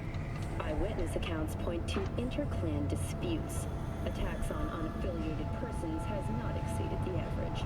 However, in an abundance of caution, the NCPD Try out our Hey, no pushing. There's enough. Those with respiratory issues are advised to remain. It's you. You talked to Barry? He finally decided to get his shit together. For crying out loud, Mendez. Hey, so what did Barry tell you exactly about that friend he lost? Not much. Hardly ever spoke about him. Said once he was the only one who could understand him. It's nice to have someone like that. Barry's in great shape. So much so, in fact, that he preferred to talk to a tortoise instead of you two. That's supposed to be funny? The complete opposite. It's sad as hell. Barry didn't handle Bad's life too well. He made fun of him. So he stopped sharing things. And apart from you guys, all he had was a tortoise. Alright, that was weird. His best friend. A memento of his grandma. Till he died, that is. Fuck. I don't fucking believe this. You're bullshitting me. You want proof? Niche in the columbarium speaks for itself. Why would he lie to us, though? He talked about that tortoise like it was a normal person. How do you think Mendez would react if Barry admitted that he was talking to animals? Jesus, Barry. I thought he was being a drama queen, that he'd get over it. I gotta go and talk to him. About time. Thanks for your help. This is for your trouble. Enjoying the food. Average temperatures this month in the city have We're gonna watch this, chat. Did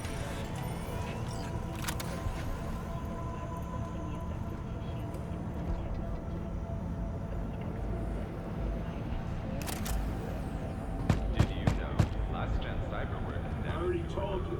You ain't got a warrant, you ain't coming in. Damn it, Barry. Can't we just talk? Petrova told me your last case was a real ball buster. Boss told you to keep your lips sealed, huh? Had a similar situation once, you know? Fucking child killer. Dirtbag was on the petrochem board, so it was out of our hands. Remember it to this day. That little kid's t-shirt. Green, with this funny yellow cat. enjoying the weather. Average temperatures this month in Night City have remained within human safety levels. As a happy ending, chat. Yay!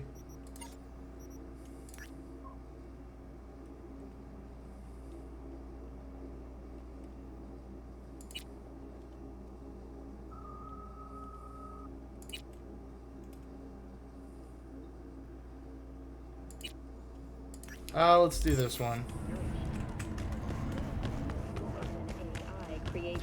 We're kind of just doing side quests because I don't want to. I want to do the rogue thing. For a samurai, which was published in 70 languages. To be fair, I could just like sleep, but Over 3 million copies. yeah, I want to play the game. I don't Shade know. of an Apple Tree is a drama set in 20th century Ireland and is already considered a masterpiece of post-collapse literature. This has been your World Report. Thank you for tuning in to N54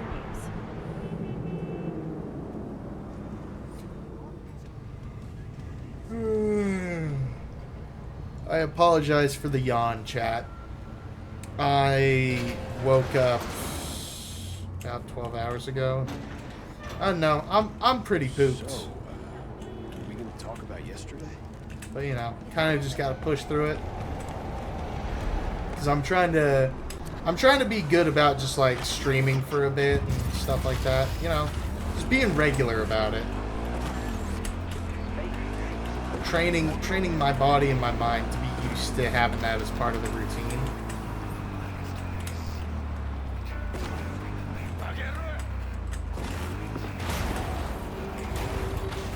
I plan to scale things down eventually.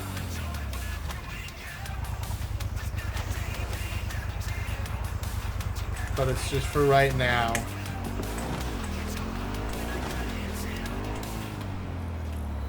Right now, it's part of the 100-day thing. Because that was part of the idea behind the 100-day thing. Is I'm not going to be an everyday streamer. But for right now, it's like, hey, yeah, I don't have an audience or anything right now anyways. And I'm not doing too good about working on my videos. So if I just make myself stream for 100 days straight, that'll be a good way to build those habits, build those muscles, basically. It's like what my family would always call that sort of thing. So, you know, oh, you gotta build those muscles, Nick. Gotta build those muscles. So I'm building those muscles.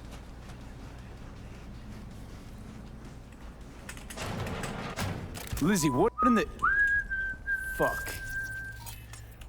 Now I get the rush. V, I was angry. I pushed him. These fucking arms, these hands. Oh my god. You ever wake up in the middle of the night and not know who you were for a second? Shit. Yes. Or Nice and shreds. You ever feel like you weren't really you?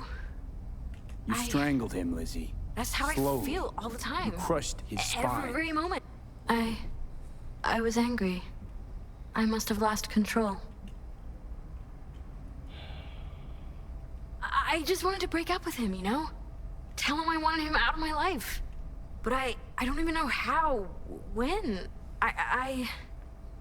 Women, chat. So Liam really did have a reason to be afraid of you.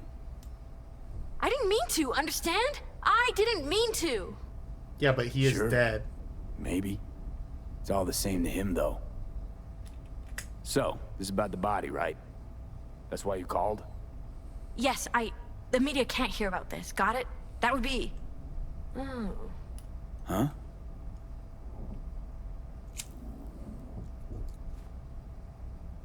The world would eat it up.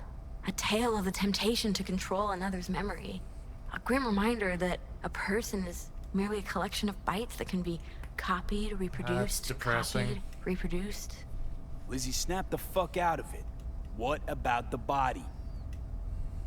I don't know. Do whatever. Take it somewhere. Burn it. I'll pay you. Okay, I'll take care of it. You sleep soundly now. Sleep? I won't sleep. I don't need to. She's so fucking weird, chat. Thank you, Liam. I still would. You don't realize it, but you've given me something beautiful. What the hell are you talking about? Go, V. Go.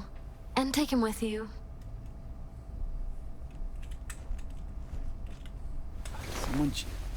Someone should give you a checkup. See if you're okay, Lizzie. Someone you trust. I like what's happening to me. Lovely to meet you, V. Now go. Go. Fucking weirdo.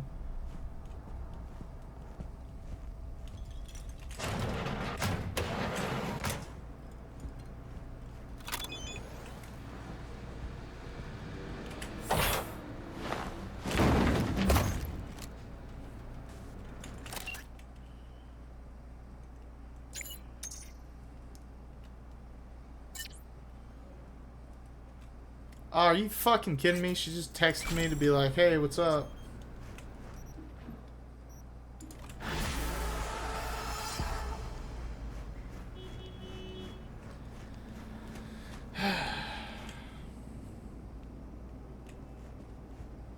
I'm coming up on about 2 hours here.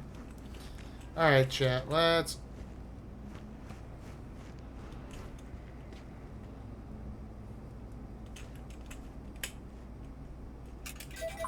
Let's play some road traits.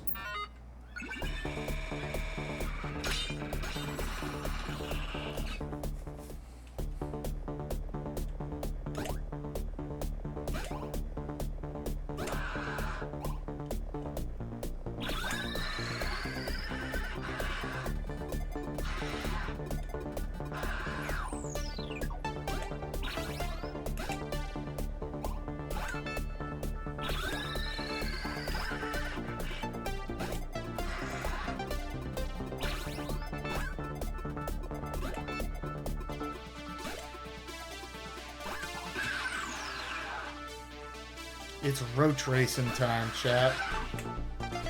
Ah, I didn't get the apple. I wanted the apple, chat.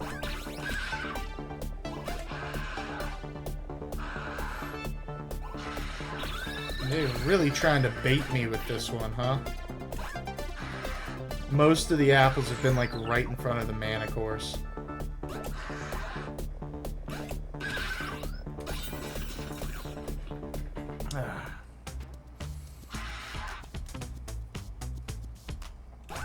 We're just gonna do a little bit of Road Tracer today, chat. Not like one of our full-on binges like we've done the past few times. Just a few rounds.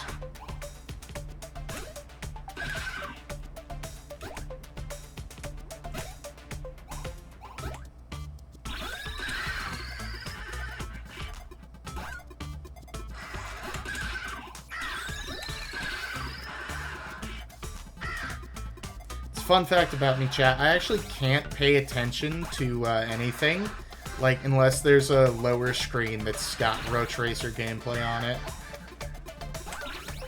You know, I got that TikTok brain rot, you know. I don't actually, but it's a funny meme, right? Like, imagine one of my, like, YouTube reviews, but with Road Tracer in the bottom screen the entire fucking time. And that's why Peacemaker is actually a really bad show. And that's why I watched it for way more time than I really needed to allocate to it. 3 times, I think. So I spent 32 hours just on research for a show that I fucking hated. Sounds like a waste of your life. Nah, because I felt very satisfied after gutting that show open.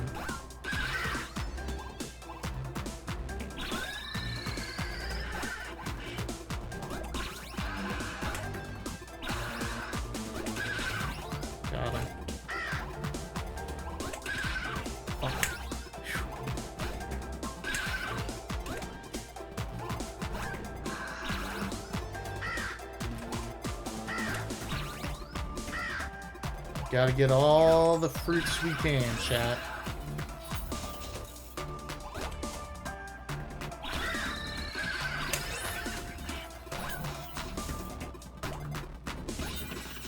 There we go.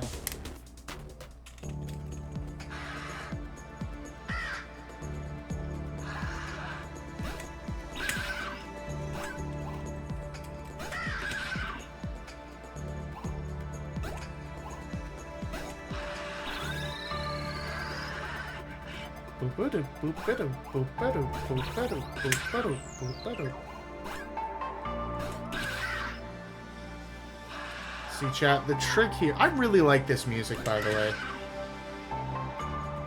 This song especially is really good. But the trick here, chat... What was I saying the trick here was? I don't even remember what I was saying. I got... My brain, chat, my brain is fucking rotted.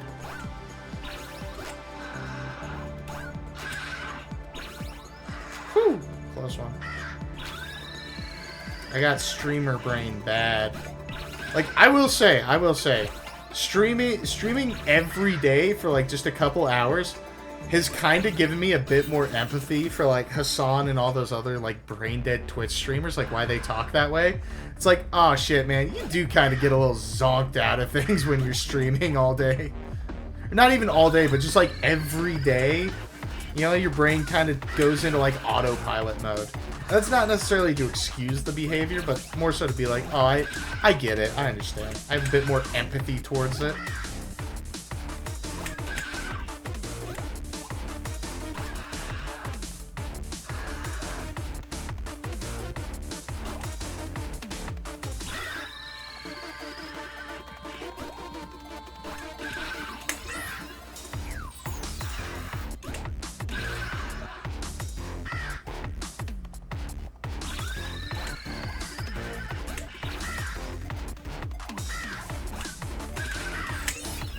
Oh, chat, we barely fucking made that one.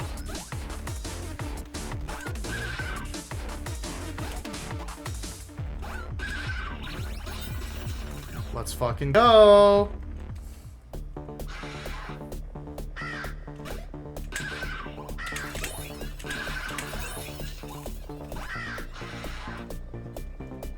Alright, chat, here we go.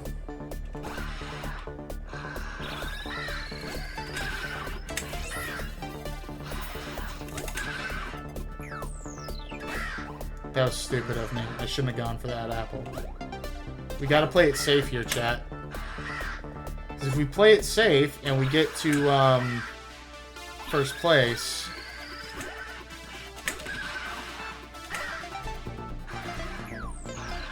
That should be the goal, you know what I mean, chat?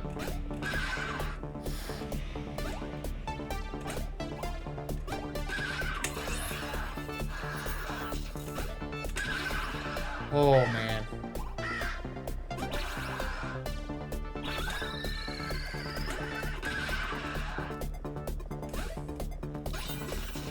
Chat?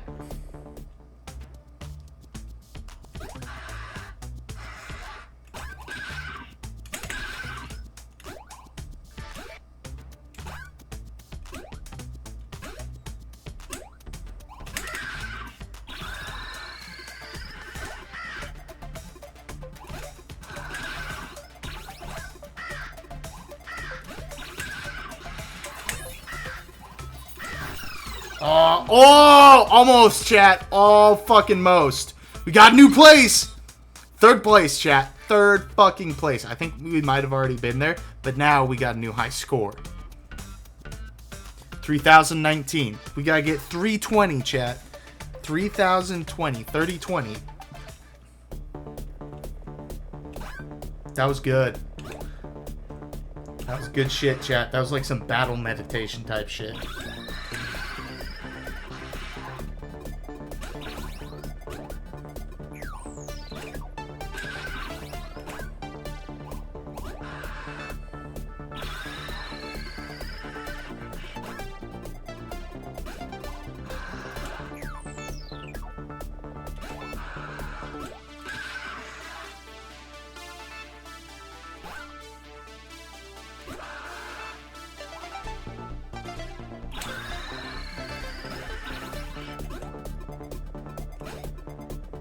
Part of it, chat, is like, especially with these earlier levels where it's easier, you want to go for as many of the fruits as you can, because those give you extra points. And the points is like the real thing that's counted.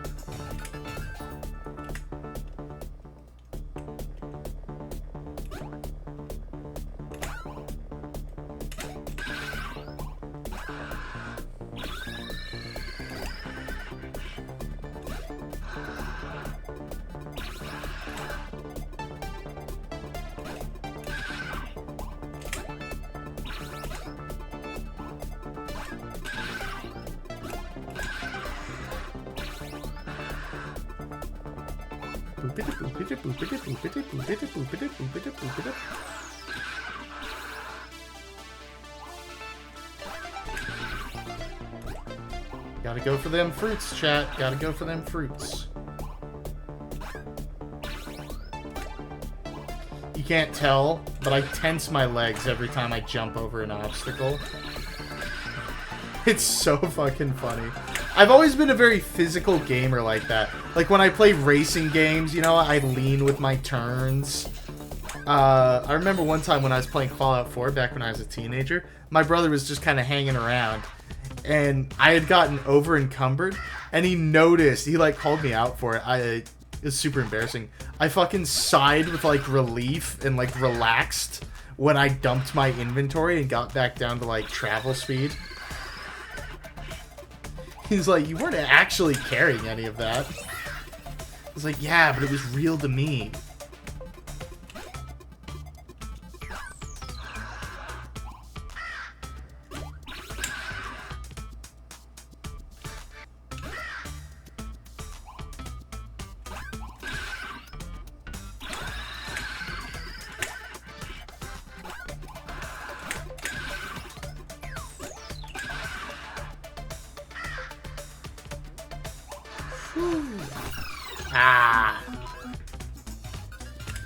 Let's do one more round, chat, and then we'll call the stream there. You know, I don't wanna make this one into a Roach Racer stream as well. I've largely like gotten over it. Like chat, don't get me wrong, I still want to beat Roach Racer, but I realize that that's probably like bad for like audience retention and stuff. So I'm kind of just, even though, you know, like right now I don't have any viewers, I'm kind of just trying to do that and do Roach Racer in moderation, basically, you know. just a little road tracer, so that it stays kind of fresh and fun.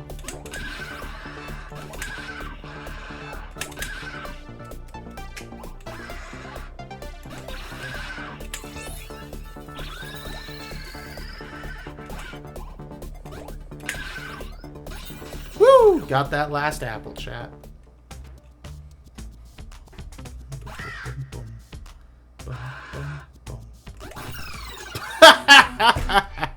That was a sewer slide. Alright, chat. Well, I guess we're going to call that stream. But I hope you had a good time. I hope you had fun. I hope you had as much fun watching the stream as I did. Thank you, everyone, for tuning in. Tomorrow, we've got more Outer Worlds. And then over the weekend, I think I'm going to see if I can actually wrap up over the weekend. My weekend, which is Thursday, Friday. So, tomorrow, Outer Worlds. Thursday, Friday, I'm gonna really kind of push and see if we can't like beat the main story of Cyberpunk. And after that, you know, we'll be moving on to something else. It'll still be a Cyberpunk setting game, but I don't want to say exactly what it'll be, but I think it'll be fun. I think you guys are going to enjoy watching that as well. Because I'm on a Cyberpunk kick now. You know, that's been fun for me with that. So, thank you all for tuning in, and I hope you have a wonderful evening. Bye-bye.